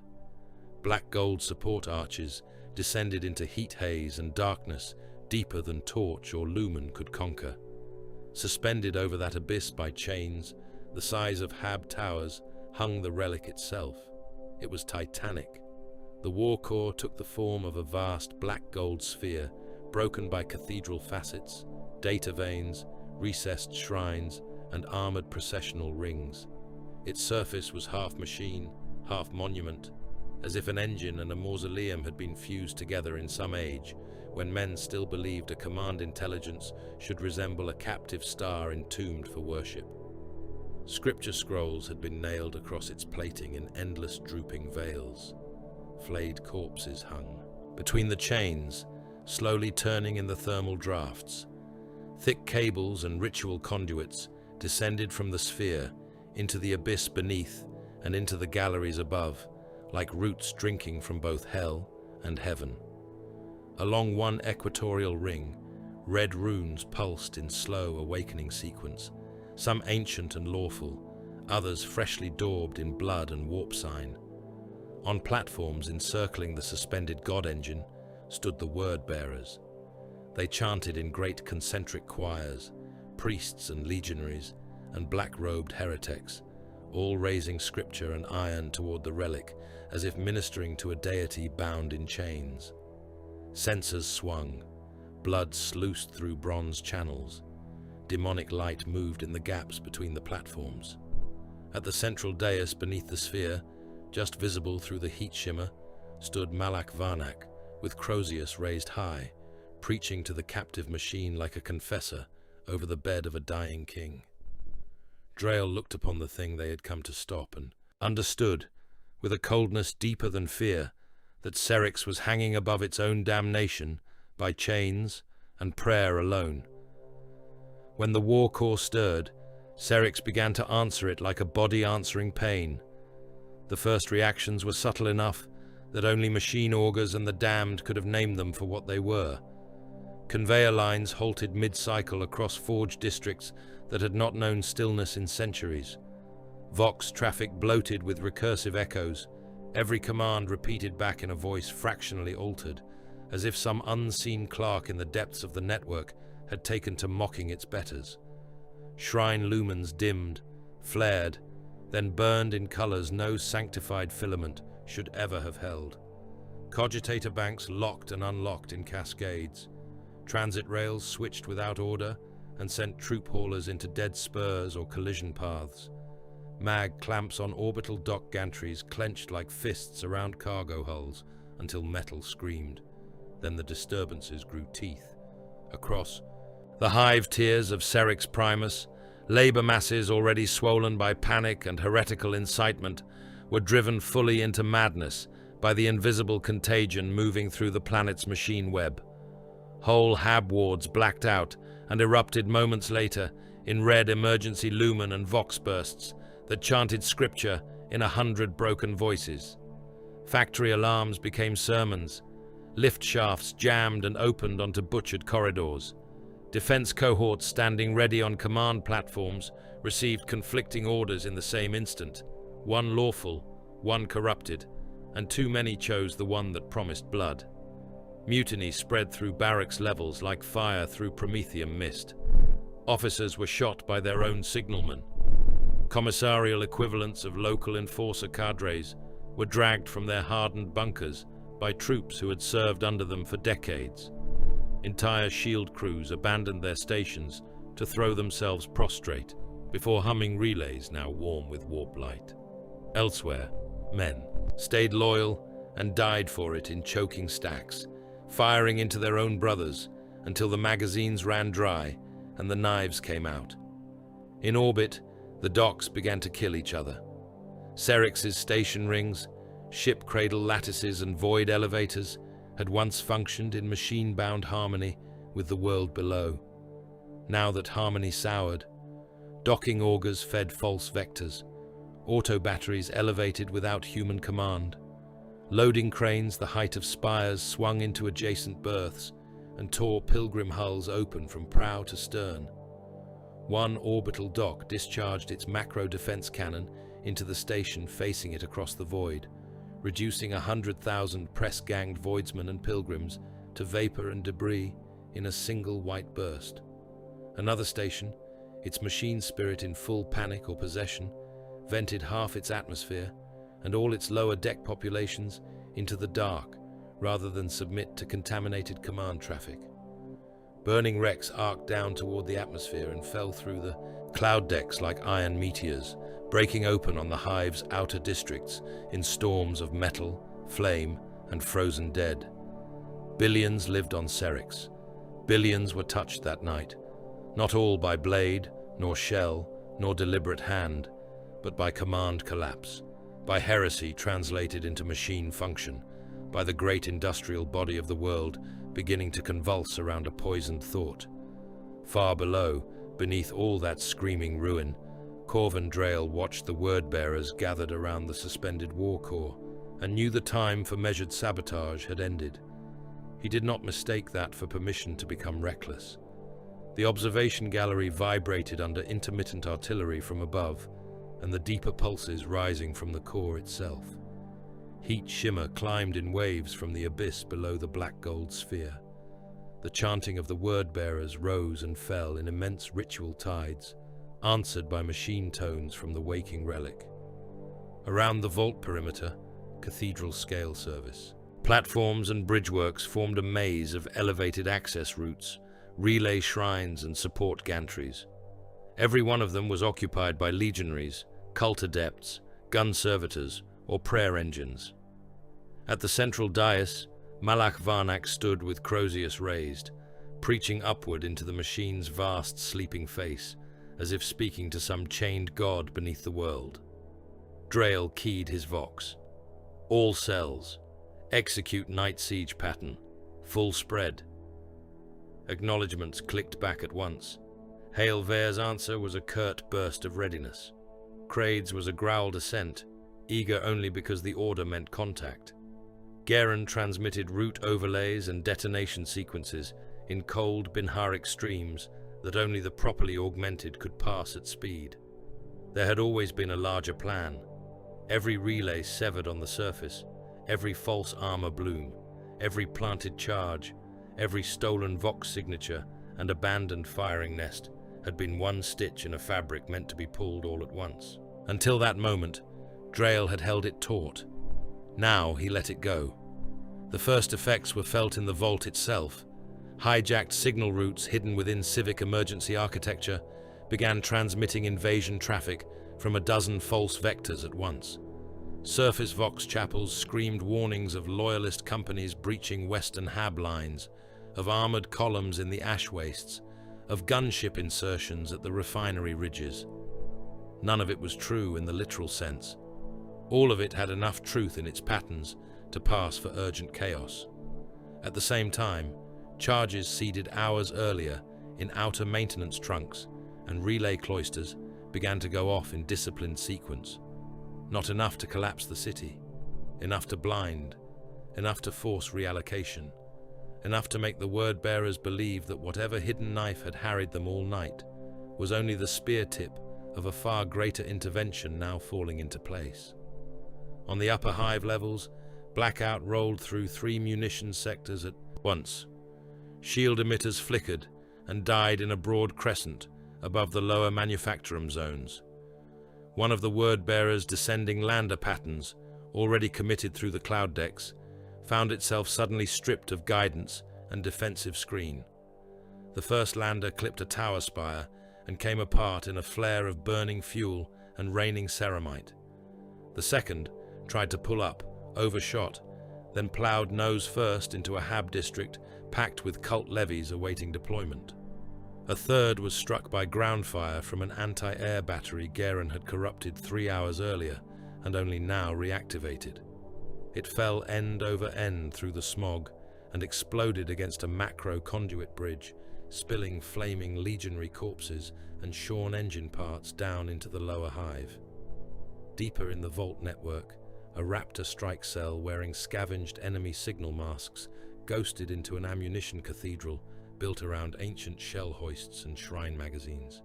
The chamber was black, but for altar candles and the pulsing red of emergency lumen. There, a Dark Apostle's bodyguard maintained watch over reserve munitions, consecrated for the final ritual defense. They were veterans of the Long War, 10 in number, armored in soot-dark crimson, their scripture chains hanging heavy across their chests. They had fought in the eye and on shrine worlds drowned in blood. They did not fear darkness. Darkness killed them all the same. The Raptors had cut the lumen feeds 2 minutes before entry. Oryx killed the first guard through the lens slit the moment the blackout struck. Hail Vare's veterans put suppressed rounds through the throats of 2 more before those corpses had finished falling. The survivors reacted well, forming a tight spine around the ammunition shrine and firing by muzzle flash and autosenses alone. It was not enough. Frag charges rolled under the shell hoist rails and burst upward in enclosed concussion. One bodyguard lost both legs at the knee and screamed. Prayers through arterial spray. Kraid's brethren hit from the high catwalks and drove chain blades down through gorgets and backpack housings. One word-bearer killed a Raptor, point blank with a bolt round to the face, and died an instant later when Vare drove a combat knife through the weak seam below his helm and soared sideways until the head came half off. The whole action lasted less than a minute. When the kill team withdrew, they left the ammunition cathedral dark, full of dead giants, and set with melter charges, timed to collapse the reserve magazine into the transit level below. Above, the shield emitters died in full, and word-bearers' landers continued to fall. All across Serrix, the false signals multiplied. Emergency traffic carried the signature of regimental command levels that did not exist on world. Friendly ident tags flickered on Auspex returns, where there were no friendly contacts. Processional routes were mined, not only with explosives, but with lies. The traitors began to see Imperial interventions in every firestorm and every Vox burst. Some believed a chapter strike force had descended in full strength. Others believed the planetary governor had somehow held back entire defense armies in the sub-hives. Still others, more paranoid and more correct, saw the hand of a precise and patient enemy magnifying itself through the city's own dead nerves. Malak Varnak received it all as anointed confirmation. He stood upon the central dais beneath the war core, while blood channels filled around his boots, and the great black gold sphere above him pulsed with waking runes. Around him, his acolytes relayed fragments of the growing disaster. Destroyed reserves, crashing landers, outer sectors blinded, shield nets down, ambushes in the lower works, counterfire from batteries thought secure, loyalist ghosts everywhere. Varnak spread his arms as if to embrace the entire catastrophe. "Behold," he proclaimed, and his vox threw the words across the vault in layered thunder. The enemy reveals the size of his fear. He throws mask upon mask across the face of night because he dreads to stand naked before revelation. Good. Let him multiply himself in lies. Let him conjure armies from smoke. The gods require no census of prey. He turned his gaze upward toward the suspended engine. Serrix hears us. Serrix begins to remember how to kneel. Give it blood. Give it time. Give me the minutes bought by corpses, and I shall make this world a sermon no star may ignore. His orders came down, not like battlefield directions, but like curses pronounced by a priest at the edge of a sacrificial pit. Loose the possessed, drive them into every breach, and let their hunger sanctify the dark. Send the armored faithful through fire. If shell and ruin scour them, their advance is blessed by trial. Burn the levies by the thousand, if their ashes cloud the enemy's sight. Feed the dead to the choir engines. Let demons hear the weight of our devotion. Even the word-bearers, who had long since ceased to believe in anything but obedience, straightened under that voice. They did not merely comply, they exulted. Drajak, hearing the same orders, gave them a simpler shape. He led terminators through artillery fire as if the shells were weather. Their armor was thick enough to wade where ordinary legionaries would have been torn apart. Through the refinery approaches and smoke-drowned hab cuts, they advanced shoulder to shoulder, combi bolters roaring, chain fists and power mauls rising and falling in piston rhythm. Cult tides ran before them or died underfoot. Behind them came possessed spearheads loosed from restraint, hurling themselves into breach points and hidden galleries with such speed that some seemed to vanish between muzzle flashes and reappear only when flesh was already opening under claws. Flood it, Drajak voxed to his sub-commanders. Burn every angle, collapse every hiding, place. If they are angels of shadow, teach them to fear the furnace. His voice carried no liturgy beyond the liturgy of murder, yet the word-bearers understood him as well as they understood any sermon. In the refinery district north of the old mag lines, he almost caught Hail Vare. The veteran sergeant and his reduced squad were already in motion when the trap began to close. Pipe runs overhead belched steam in blinding white curtains. Refinery towers glowed red from interior furnace light, their metal skins sweating heat and chemical residue. Promethium channels ran open along trenchworks cut beside the service roads, black and slick, until shelling burst the lines and turned them into rivers of fire. Vare had taken the district to sever one last relay chain, feeding the vault's upper sensor web. He had planted the charges himself. He had not expected Drajak to come hunting so quickly or with such precise instinct. Movement on the east gantries, Oryx voxed from a sniper perch 3 towers away. Noted, said Vare. West service trench as well. They are folding on you. Vare looked once at the relay shrine ahead, once at the narrowing map of exits on his visor. We finish first. His squad cut down the shrine wardens and planted the melter pack. They were withdrawing when Drajak's terminators entered the district from both flanks, red armor black with soot, combi fire raking the pipe runs and catwalks in disciplined sweeps. Militia surged in their wake. 2 possessed came overhead along a suspended fuel line, moving on all fours, their claws throwing sparks from the metal as they bounded. The battle that followed was not a clean ambush or a patient hunt. It was a savage industrial massacre fought among boiling steam, furnace glare, and rivers of burning promethium. Vare's squad split and climbed, refusing to let the encirclement tighten on a single plane. One veteran took a melter burst through the torso and fell from a gantry into a fire trench, where he thrashed for several seconds inside his armor, like a man drowning in molten light.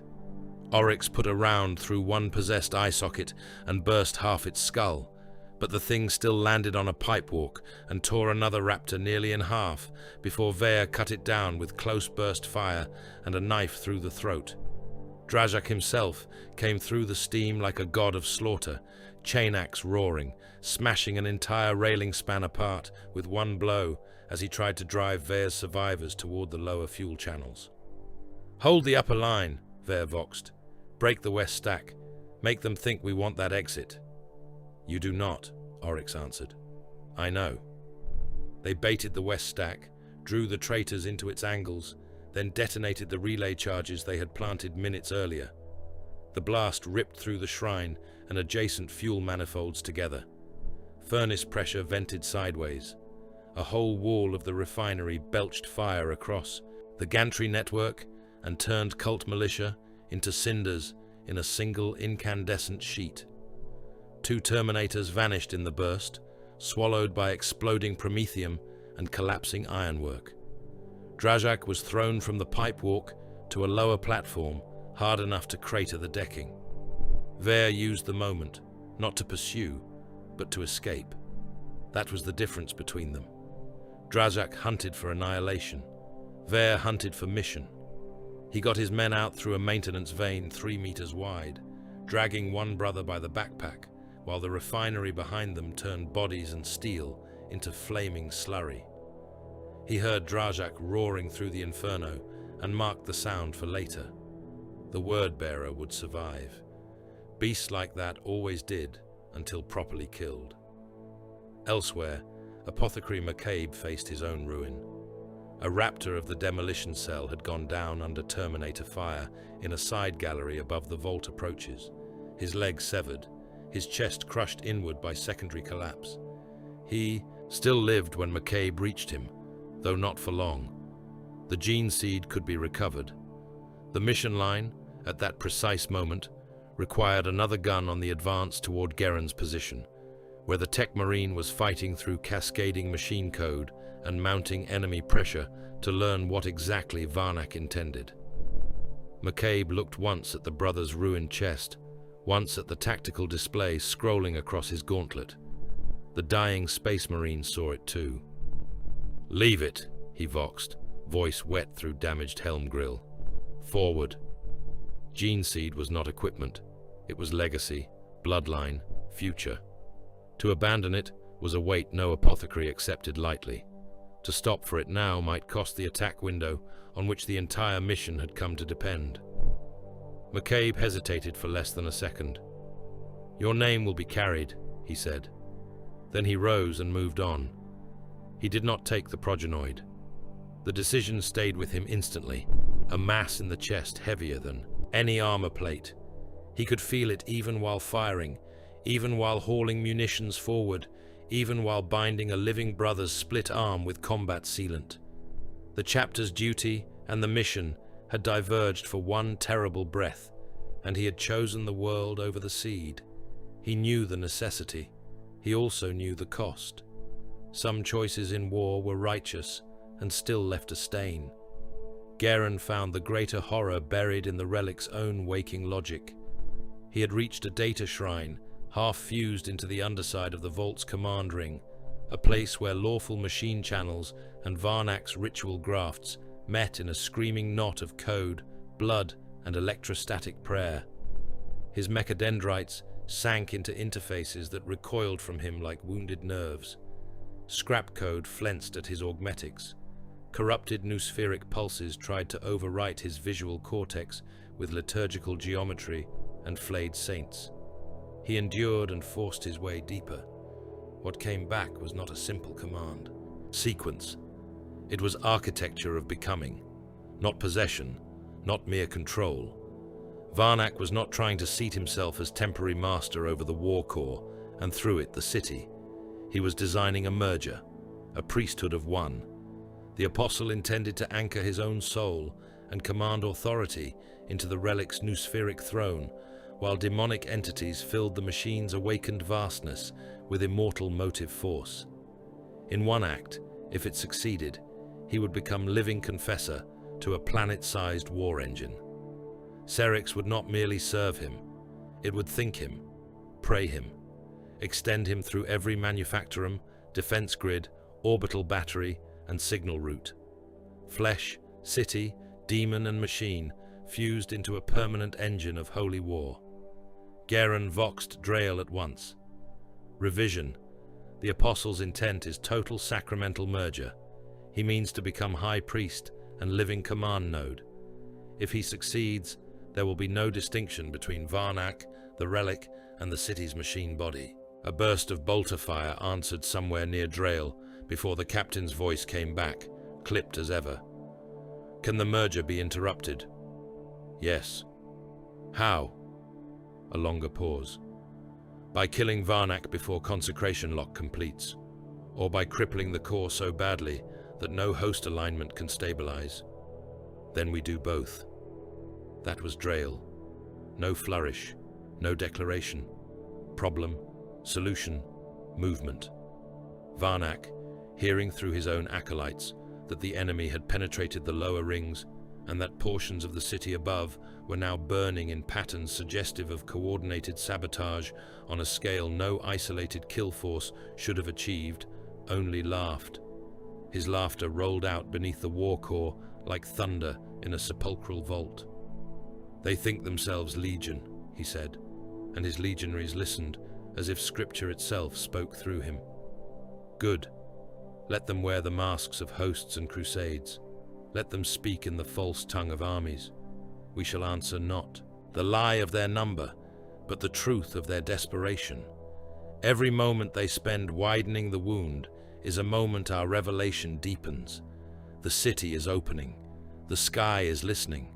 The machine remembers its chains and yearns to sanctify them." He raised his croziers toward the upper dark. More blood. They gave it to him. Whole regiments of enthralled militia were marched into fire zones and burned alive in rank blocks to feed the psychic mass of suffering. Possessed were driven into breaches where loyalist bolter fire pulped them by the dozen, and yet their deaths still bought moments. Terminators pressed forward through shell bursts and falling iron. In orbit, the surviving word-bearers' warships opened broader Vox arrays and poured their liturgies down through the atmosphere with enough force to shake lumen glass in the upper hive tiers. Above and below, all of Serrix tightened towards some dreadful point of convergence. Then the sky broke. It began above the Manufacturum district as a line of red-white brilliance splitting the cloud decks from horizon to horizon. At first, many thought it orbital fire or some new battery discharge. Then the line widened and became a wound in the atmosphere, not truly open to the warp, but thin enough for its light to spill through in convulsing cataracts. Every spire of the hive was painted corpse pale and crimson. Smoke turned luminous. Burning wreckage hung frozen for an instant in the altered heavens. Men fell to their knees in the streets or clawed at their faces until the nails tore free.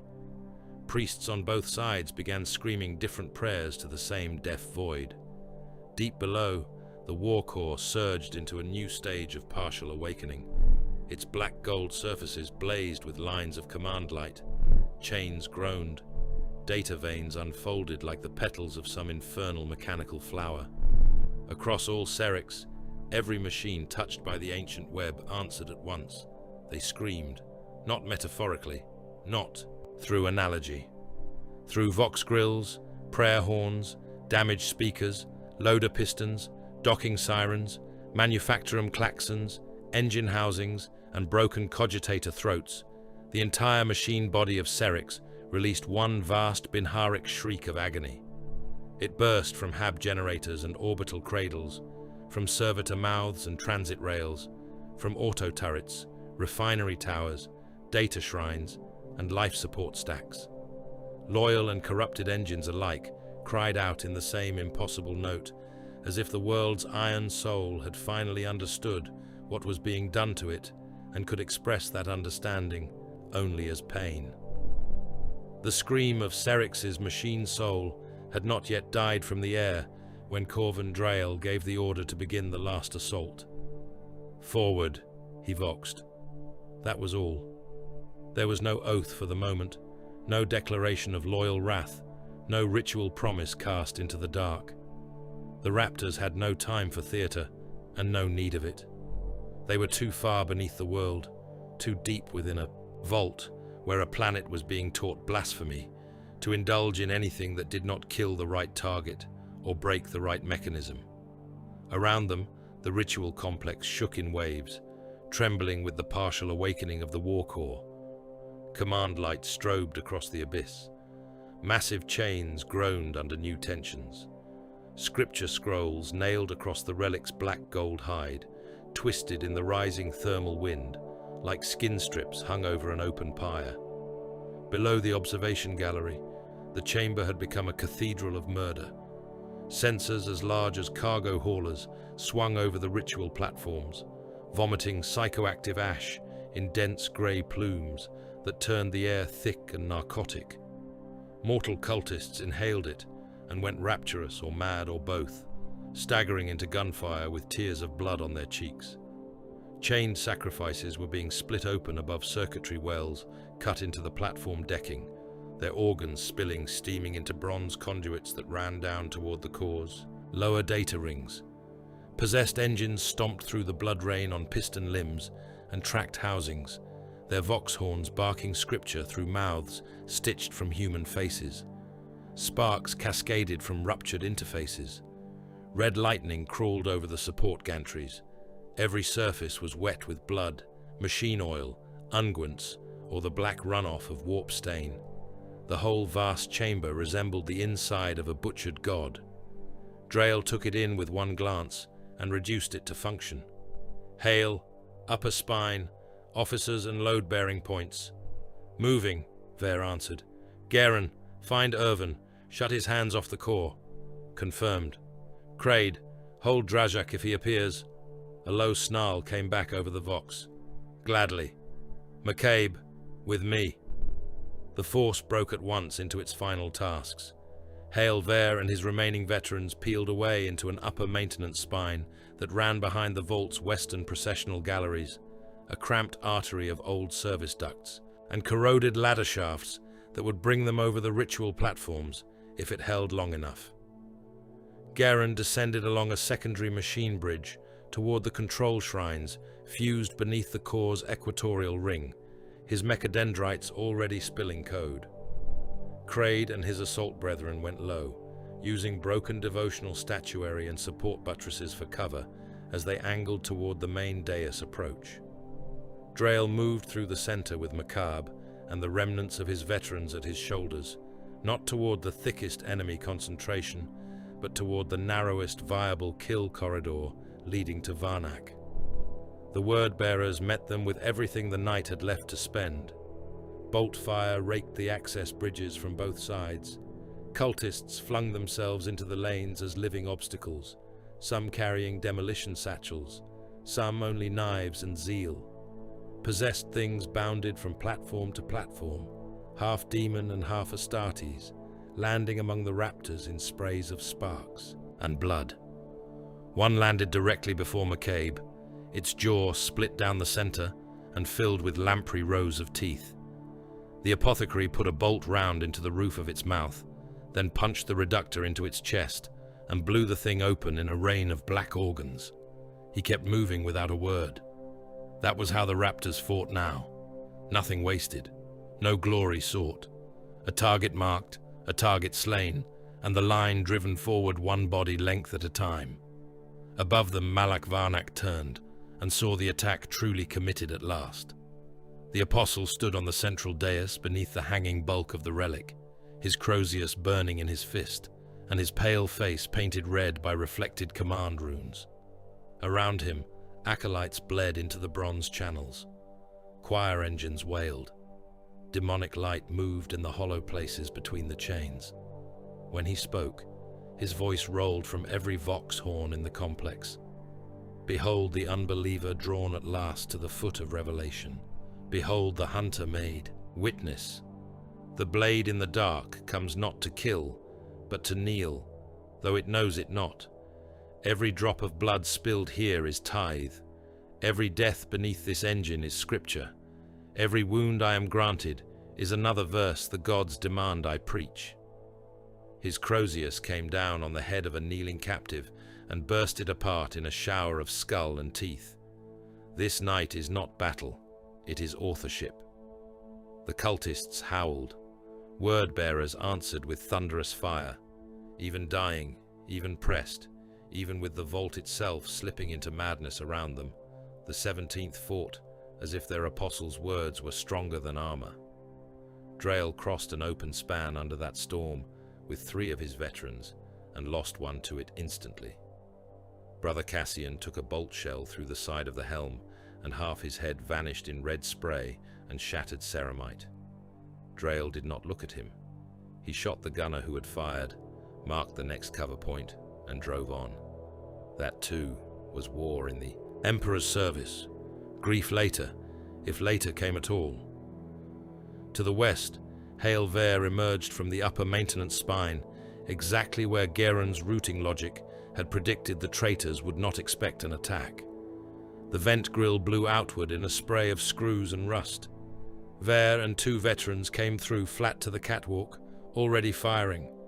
The first word-bearer's officer on the upper gallery took a round through the throat and toppled into the abyss, both hands clawing at the spurting ruin of his neck seal.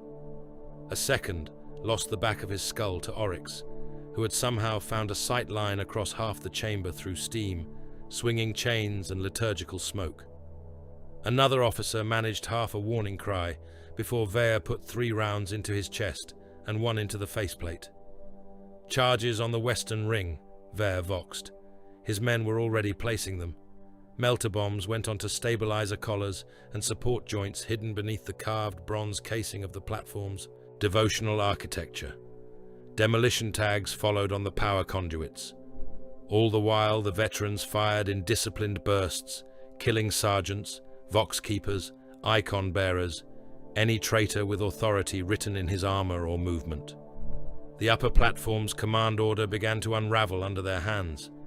Below, Tovan Kraid found Corifhaus Drajak. The word-bearer came through smoke and furnace glare like a slab of the old Long War made flesh, his chain axe roaring, his armor blackened by prior blasts and slick with blood that was not all his own. Around him clustered Terminators and murder thralls, but Kraid did not see them first. He saw only Drajak, because killers know when another killer has entered the same room for them. They hit each other with all the elegance of falling machinery. Kraid's jump pack gave 1 short, savage burst that added mass to the collision. He slammed shoulder first into Drajak and drove both of them across a shrine rail, smashing bronze saints into fragments. Drajak answered by headbutting him hard enough to crack the front of his helm. The chain axe came around in a murderous horizontal blur. Kraid barely got his chainsword up in time. Teeth struck teeth. Sparks and metal shards sprayed into the blood fog between them. There was nothing graceful in that duel. No circling measure, no testing feints, no artistry.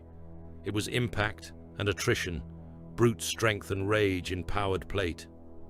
Drajak hacked downward. Kraid met it. The blow still drove him 1 knee deep into a corpse heap and split his left pauldron. Kraid rammed forward, chainsword chewing along Drajak's bellyplate, gouging ceramite and opening a seam that vomited dark blood and machine lubricant together. Drajak laughed and smashed the haft of the axe into Kraid's jaw. Bone cracked inside the helm. Kraid spat blood into his own grill and came back with a combat blade in the offhand, punching it up under Drajak's arm. The blade snapped. The gap it opened. Did not matter. Both warriors were already too committed for pain to alter anything. Around them, the fight surged and broke. Assault brethren died holding back Terminators. Cultists ran into their path and were pulped by the backswing of chain weapons they had never been intended to survive. Burning blood from burst fuel pipes slicked the decking. Every impact sent gore and sparks outward in sheets. Farther in, Geren reached Zal Irvin at the override shrines. The Warpsmith Confessor stood waist-deep in a forest of data cabling and bronze sacrament racks grown into the underside of the ritual platform like the roots of a blasphemous tree. Servo skulls circled him in ragged halos. His mechadendrites were sunk into the core's command lattice. Runes and code streamed around him in red and corpse-green layers, the lawful language of ancient machine authority being gnawed apart and rewritten by scrap code inscribed in prayer forms and demon names. Irvin turned as Geren approached, and his vox jaw grated out a laugh. Ah, a true son of Mars at last, come to witness how timid priesthood failed where revelation succeeds. Geren answered with a burst of binary override so violent that 2 of Irvin's servo skulls burst apart mid-flight. You profane what you cannot comprehend. Irvin's lens spun. Comprehension is a door. I have opened it with blood. Then the Code War began. It was not visible in any complete human sense, though its effects tore across the shrineworks like an invisible storm. Geren plunged his mechadendrites into a fractured port and sent cascading denial sigils through the lattice. Irvin answered with demon-written recursive scrap code that came back as shrieking icon storms across Geren's retinal feed. Override shrines flared and burst. Servo skulls armed with injector spines and data spikes lunged between them like attack birds. One buried itself in Geren's shoulder seal and tried to flood him with corruption. He tore it free and crushed it in his fist, while a second mechadendrite jammed into Irvin's cable nest and severed 2 conduit bundles in a spray of sparks and atomized blood. Irvin countered physically and digitally at once. A bladed mechadendrite punched through Geren's thigh armor and pinned him for a second to the shrine casing. At the same instant, corrupted machine cant battered the Tech Marine's inner systems with false sanctification seals, trying to classify him as trespass, pollution, heretic, and sacrifice all at once. Geren purged, partitioned, denied, and drove a servo arm into Irvin's chest, hard enough to dent the warpsmith's rib plating inward. Around them, the relic's command lattice flickered between obedience and madness. At the center of the chamber, Drael cut his way onto the ritual dais. He lost another veteran there, a brother taken from his side by a possessed engine that trampled him into the blood channels and reduced him to crushed armor and pulp. McCabe killed the engine with Melter at near contact range, and the blast burned 3 cultists into carbonized statues behind it. Drael never slowed. 2 acolytes died to his bolt pistol as they raised sacrificial blades.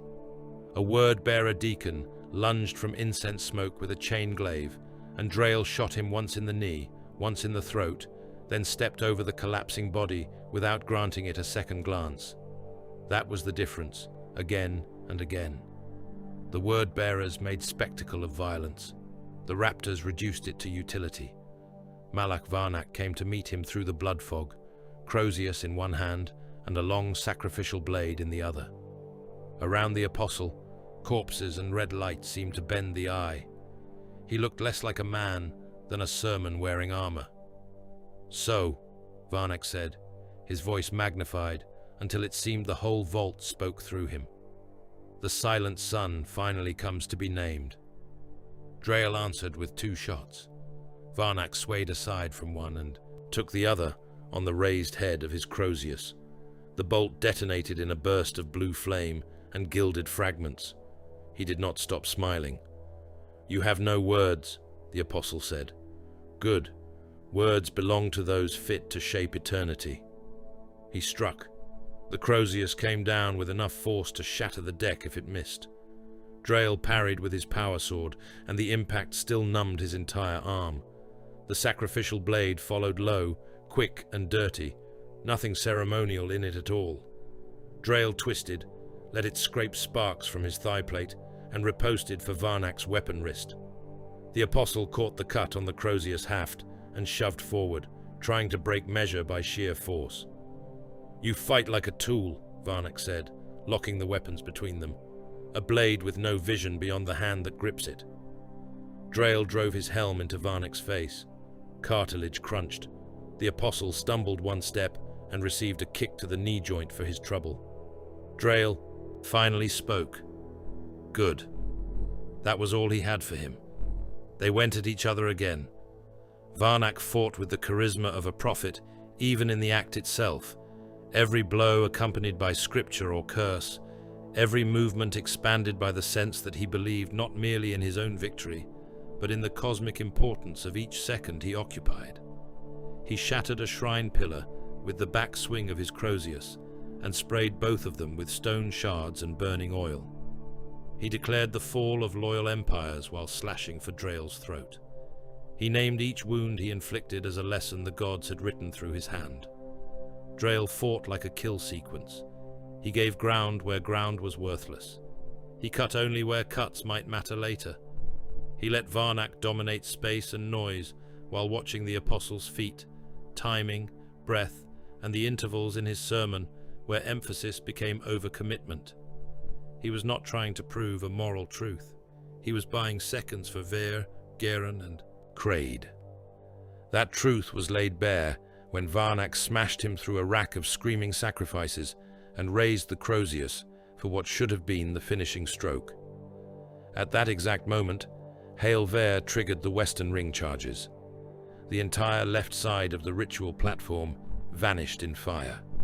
Melter heat chewed through stabilizer collars. Demolition packs burst in sequence down the support lattice. A whole arc of the encircling gallery tore loose and dropped away, taking word-bearers' officers, heavy weapons nests, chanting acolytes and shrine machinery with it into the abyss below. One of the great blood channels ruptured and sprayed the dais in a sideways flood of gore. The shock hit Varnak mid-swing, just enough to shift his weight and ruin the stroke. Drail was already moving. He had baited the moment for half the fight. He had yielded angle, accepted bruising damage, and kept Varnak's advance pointed toward the compromised section of decking because Garen's earlier. Data had told him where the collapse would bite hardest. When the Apostle lost balance for that one fraction of a heartbeat, Drail drove his shoulder into Varnak's chest, trapped the Crozius arm against his own body, and punched his power sword through the weakened seam beneath the Apostle's breastplate. The blade came out red and sparking through Varnak's back. The Apostle made no immediate sound. His eyes widened, not in disbelief, but in furious revelation, as if even this had to be interpreted as doctrine before he could permit himself pain. Blood ran down Drail's gauntlet. Behind them, the platform still buckled and screamed. "You see?" Varnak rasped, trying to force the words through a filling chest. Even this, even betrayal of moment, even low cunning, all of it serves the scripture. Drail tore the blade free and shot him point blank through the stomach. "No," he said. "It serves the mission." Varnak dropped to one knee. Nearby, Garen broke Irvin. At almost the same instant, the Tech Marine had finally forced a lawful command shard from the ancient lattice to answer him. He rammed it into Irvin's corrupted override nest like a sanctified spear. The effect was catastrophic. Demon-written scrap code recoiled. 2 servo skulls detonated.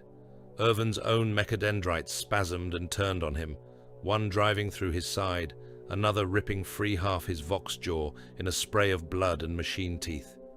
Garen followed by driving his servo arm through the warpsmith's lens cluster and into the skull beneath. Irvin collapsed against the shrine, still twitching, streams of corrupted code guttering into silence around him.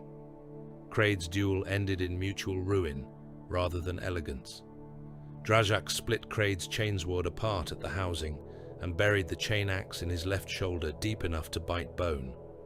Kraid answered by seizing the haft with both hands, dragging himself deeper onto it, and smashing a crack grenade against Drajak's abdomen at point-blank range. The detonation threw them apart. Drajak staggered back with half his midsection open to armor braces and pulped organs.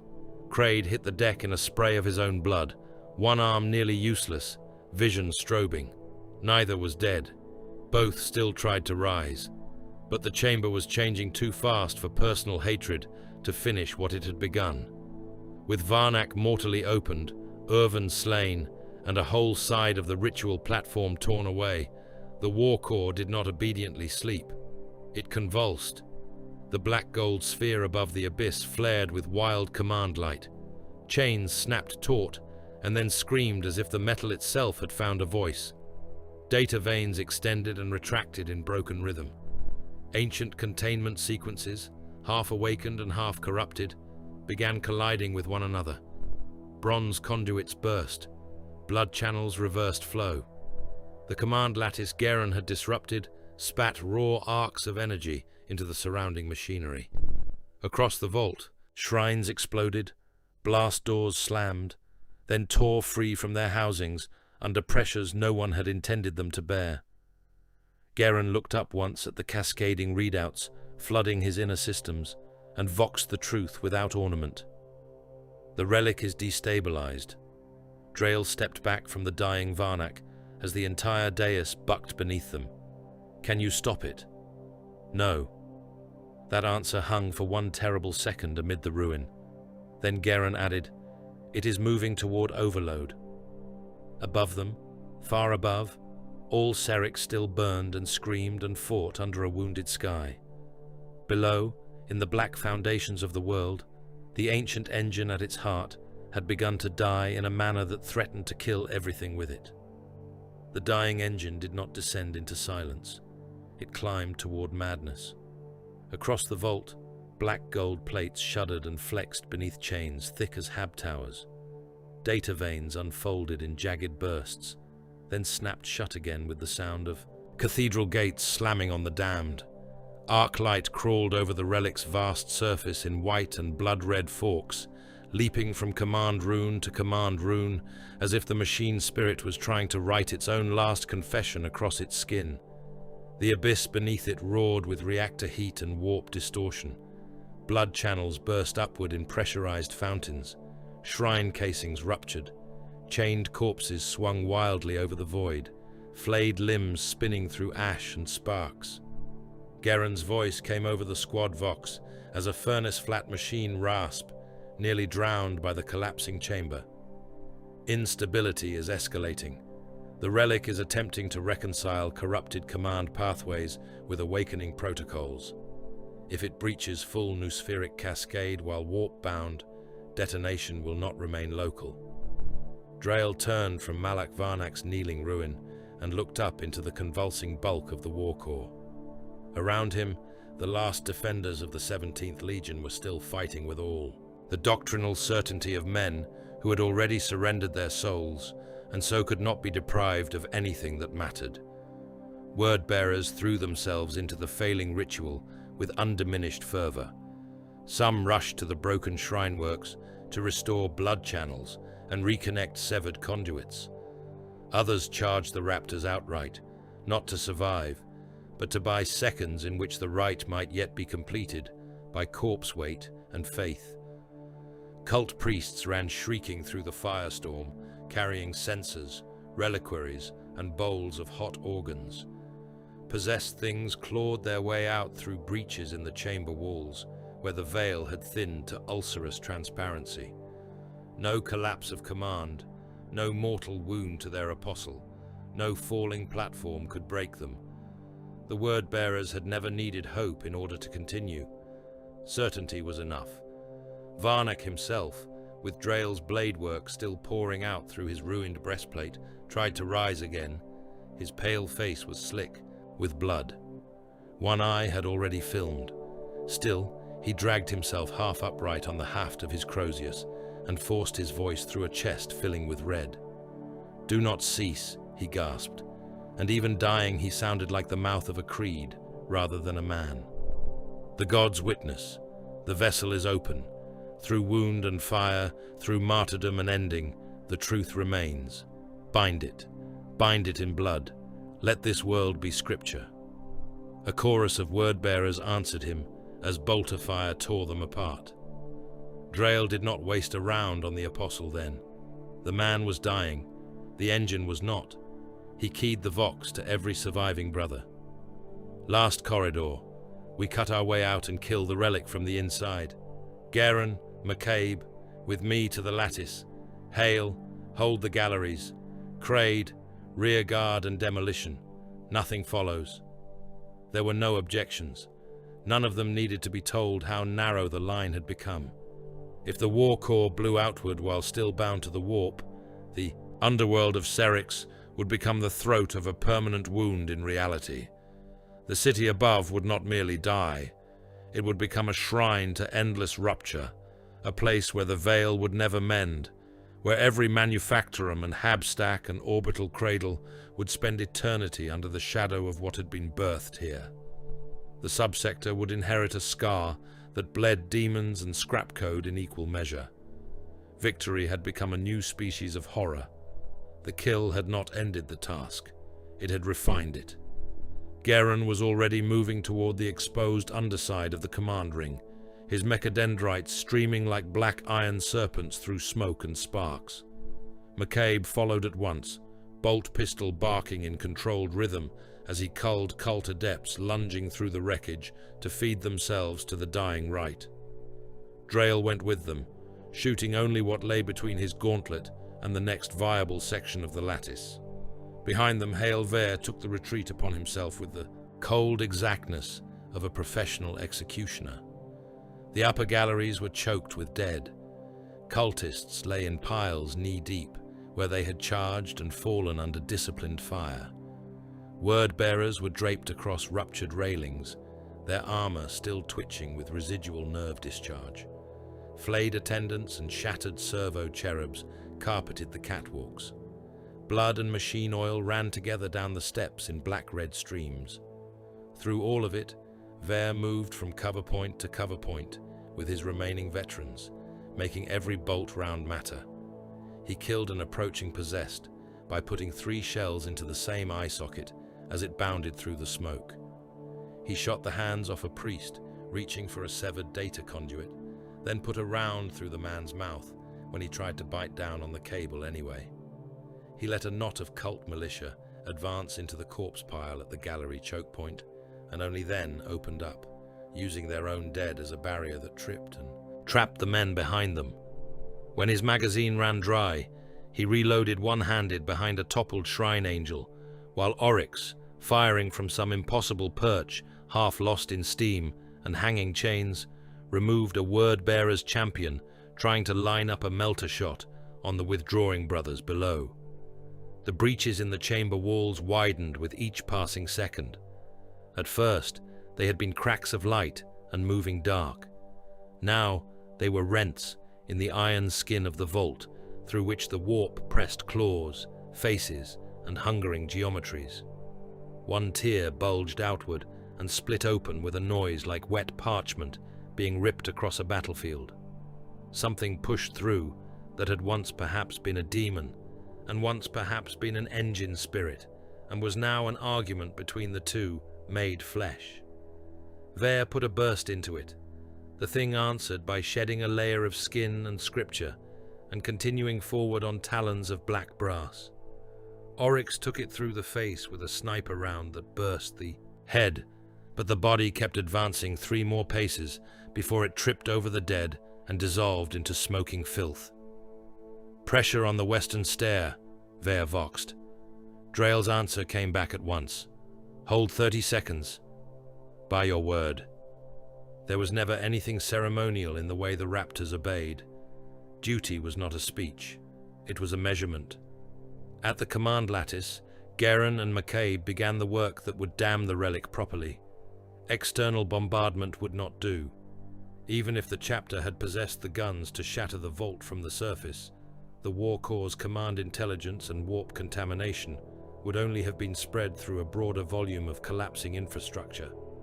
The machine spirit had to be murdered from within its own awakening sequence, forced into a catastrophic internal contradiction that would shred the noospheric architecture faster than the warp could seize and stabilize it. Garen called it internal overload. In truth, it was a form of execution. He tore aside bronze casings and rammed his mechadendrites into the exposed command routes, forcing ancient lawful channels to speak directly to corrupted sacramental pathways. Machine cant screamed through him in floods. Override shrines detonated one by one under the strain.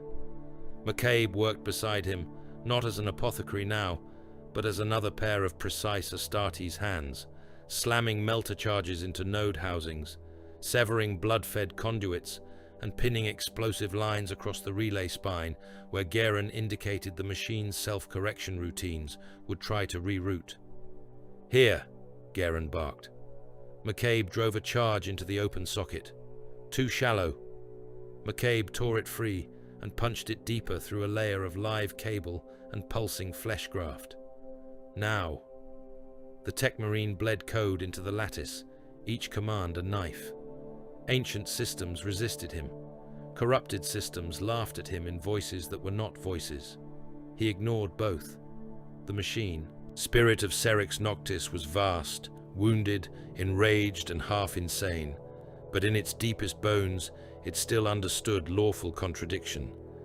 Garen meant to feed it an impossible sequence, make it lock every internal gate at once and open them in the same instant, demand purity from pathways already sacramentally fouled, and force the awakened vastness to consume itself, trying to resolve the irreconcilable. Irvin had tried to marry it to a god. Garen would bury it under its own mind. McCabe saw the casualty feed flicker red along the rear line, and for a fraction of a second, the old duty clawed at him. Gene seed, fallen brothers, legacy. There had already been one body he had abandoned to the mission deeper in the vault, and the wound of that decision had not ceased bleeding in him. Now another marker flashed and died somewhere behind Hale's corridor of fire. He did not turn. He forced the next charge into place with both gauntlets and told himself what he would later have to repeat before his chapter's dead. Mission first. The seed of a world, not the seed of a single line. It did not make the choice clean. Drajak came back before the sequence was complete. He should have been dead. The crack detonation and the refinery fires should have broken him beyond fighting. They had broken much of him. When he emerged through the smoke of the lower approach, he looked less like a warrior and more like a slaughterhouse god stitched together again from what the blast had failed to burn away. Half his abdominal armor was gone, replaced by blackened flesh, exposed braces, and loops of dark, wet organ matter, bound in place by torn scripture chains. One arm hung wrong until he seized it with the other hand and rammed the dislocated joint back into place against a broken pillar. His helm had been blown away entirely. What remained of his face was a ruin of teeth, blood, and one burning eye. Yet he still carried the chain axe, and behind him came the last counterattack of the Word-bearers. Terminators in scorched crimson plate advanced over their own dead without hesitation. Cultists swarmed around their legs like insects around a corpse. Two possessed crawled along the walls and ceiling, leaving black handprints that smoked where they touched iron. The sight of Drajak's mutilated persistence did more for the traitors than any surviving sermon. It proved the creed. Pain was irrelevant. Death was negotiable. Only the right mattered. Hailver saw the wave and voxed a single word. Contact. Then he killed until his barrel glowed. Bolt rounds cracked open cultist torsos and burst them into hot strings of meat across the gallery walls. Oryx cut down one Terminator by placing a shot through the already weakened joint under the giant's gorget. The traitor went to one knee, and Ver put the next 2 rounds through the faceplate. Another Terminator advanced through that same fire, taking shells on the chest and shoulder until he reached the corpse pile and began climbing it with measured inevitability. A melter burst from one of Ver's last veterans, took the giant's upper half off in a spray of white heat and vaporized blood. The return fire killed that veteran a second later, leaving only a smoking torso slumped against the rail.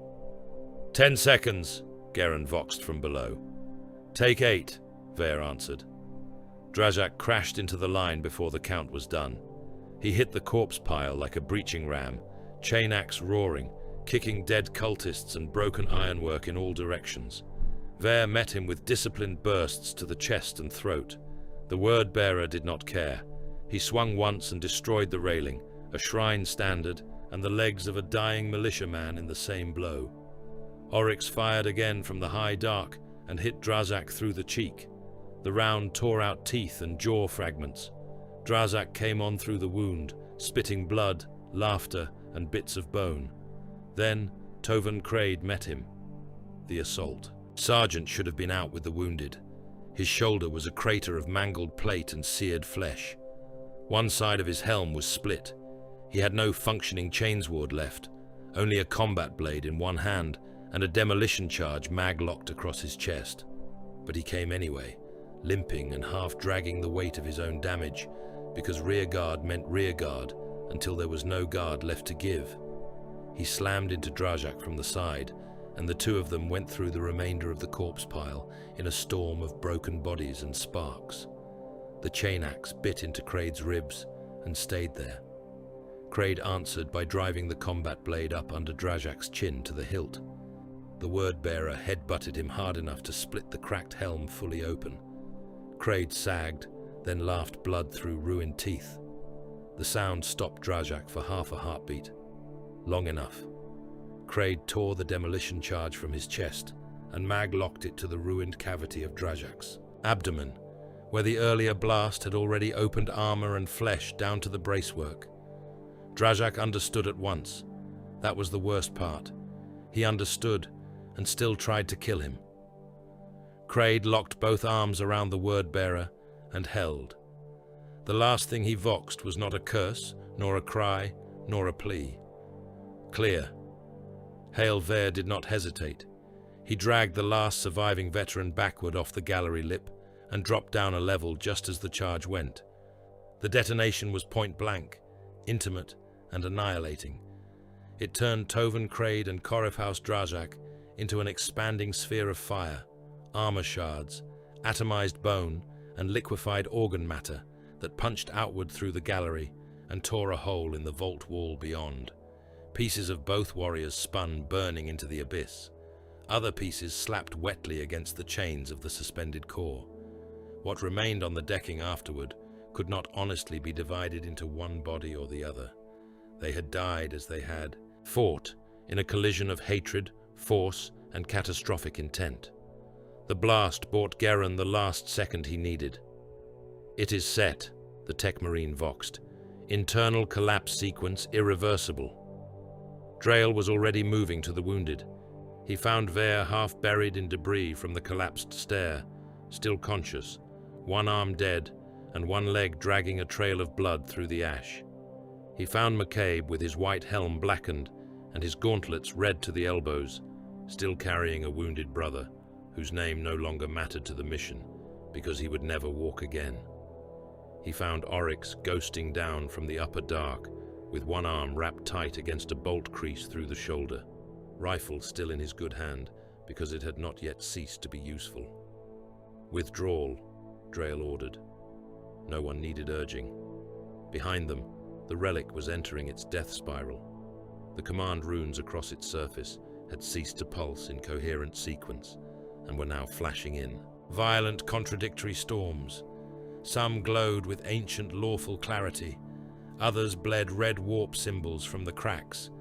The chains anchoring it shrieked as internal gravitic systems, or field engines, or nameless old sciences bucked against their restraints. The air was full of black static and flensing light. They ran then, insofar as space marines ever ran. Not in panic, but with all remaining speed committed toward a single line of survival. The retreat through the failing tunnels was a second battle fought against time, collapse, and whatever the dying vault chose to become in its last breaths. Blast doors slammed shut behind them and had to be blown open or bypassed through maintenance crawls. Null chambers vented dead cold that flash froze blood on armor joints. Demonic manifestations flickered through the walls and died shrieking when the machine's internal contradictions tore them apart mid-manifestation. Ancient defense systems, maddened beyond discrimination, fired at anything that still moved. One beam burst, took the wounded brother McCabe had been carrying, and cut him cleanly in half without warning. The apothecary never broke stride. He let the dead weight go and seized Ver instead. Ash fell in curtains from overhead ducts. The tremors from the surface had become constant now, indistinguishable from the convulsions of the underworld beneath. Somewhere behind them, the whole ritual complex was beginning to implode around the dying engine. "Gunship?" Drail voxed. Static answered first. Then the pilot's voice cut through, strained and broken by interference. "Approach vector is murder, my lord. Anti-air fire from the western stacks. Debris across the ash flats. Storm intensifying." "Come anyway." A short silence. "Understood." They emerged from the underworks through a refinery drain, mouth blown half open by earlier bombardment. Night still held Serrix, but only just. The eastern horizon was paling behind the blood red. Cloud decks, not with peace, but with the first diluted light of a world too exhausted to remain fully dark. All around them, the ash wastes outside Hive Serrix Primus were burning. Macro shell craters glowed at the edges. Wrecked landers lay like split carcasses. Tracer fire stitched the low cloud. Orbital debris still fell in the distance, burning through the atmosphere as streaks of orange and white that ended in impacts large enough to shake the ground under their boots. The Raptors stumbled or were dragged the last distance to the extraction mark. There was no triumph in them, only damage and obedience. The Thunderhawk came in low enough to almost scrape the dunes, engines screaming, hull blackened by near misses and stormfire. Anti-air shells burst around it from somewhere in the western hive. One detonated under the port wing and made the whole gunship buck sideways. The pilot corrected with murderous precision and brought the assault ramp down before the craft had fully settled. "Move," Drail ordered. He took Vare with one arm and all but threw him into the hold. McCabe shoved Oryx up the ramp ahead of him. Garen came last, but one, half his mechadendrites severed, trailing sparks and blood. Drail turned once on the ramp and looked back toward Hive Serrix Primus.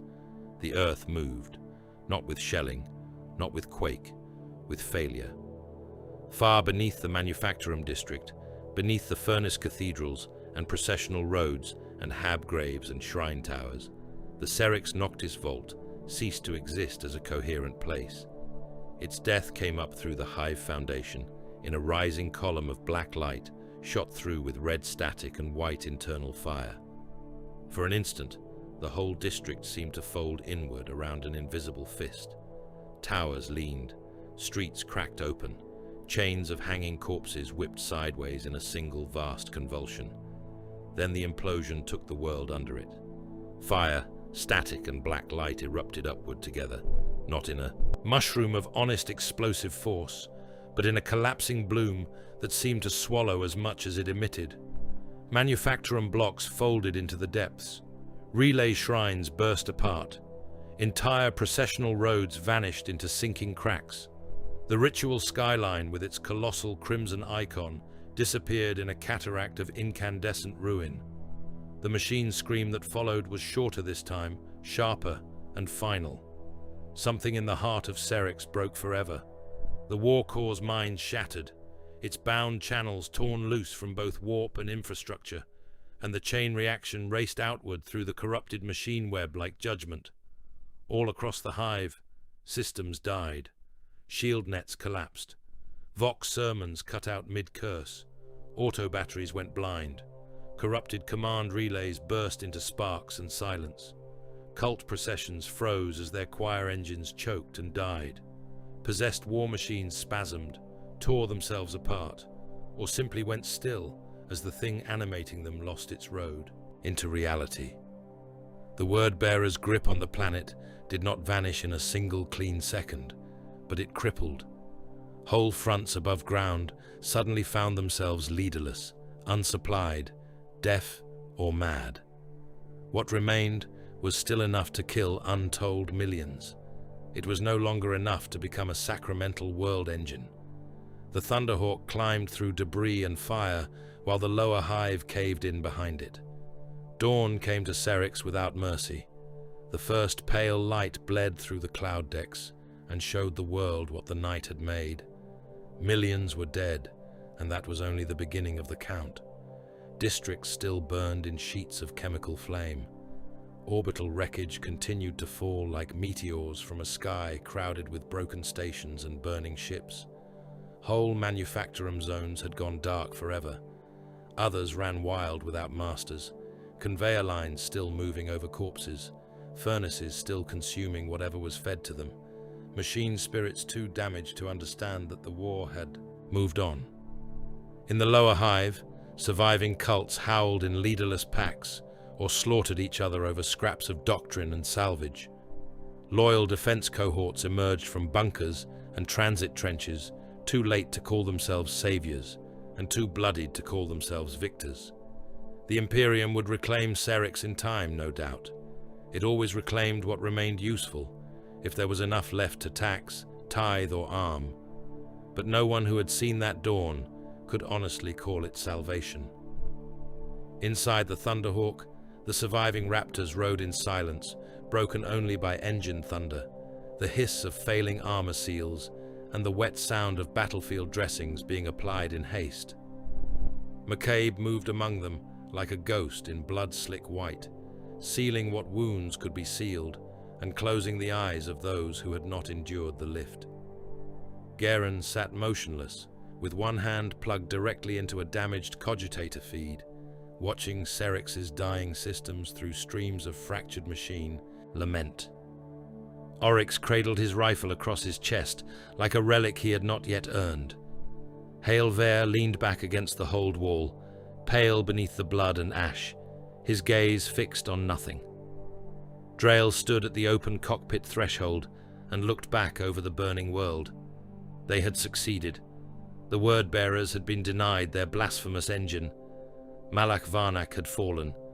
Zal Irvin's code rot had been severed. The War Corps had been murdered in its cradle of chains before it could yoke Serrix to a doctrine of iron and demon. By any report that mattered to admirals, inquisitors, or chapter serfs preparing the annals, the mission would be called a victory.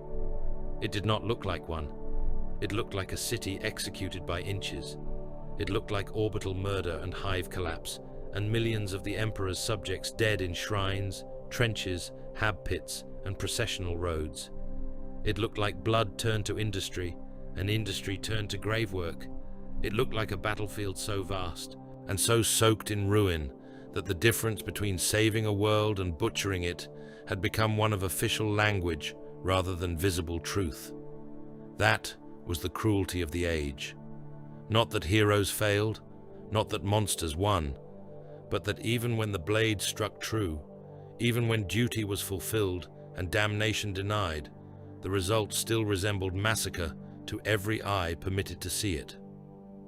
Corvin Drail watched Serrix burn into morning and said nothing. There was nothing to say that would make the dead less dead, or the saved more visibly saved. In the end, there remained only silence, ash, and the low roar of engines carrying the living away from a victory that could not be distinguished from murder, except by those who understood how much worse the night had almost become.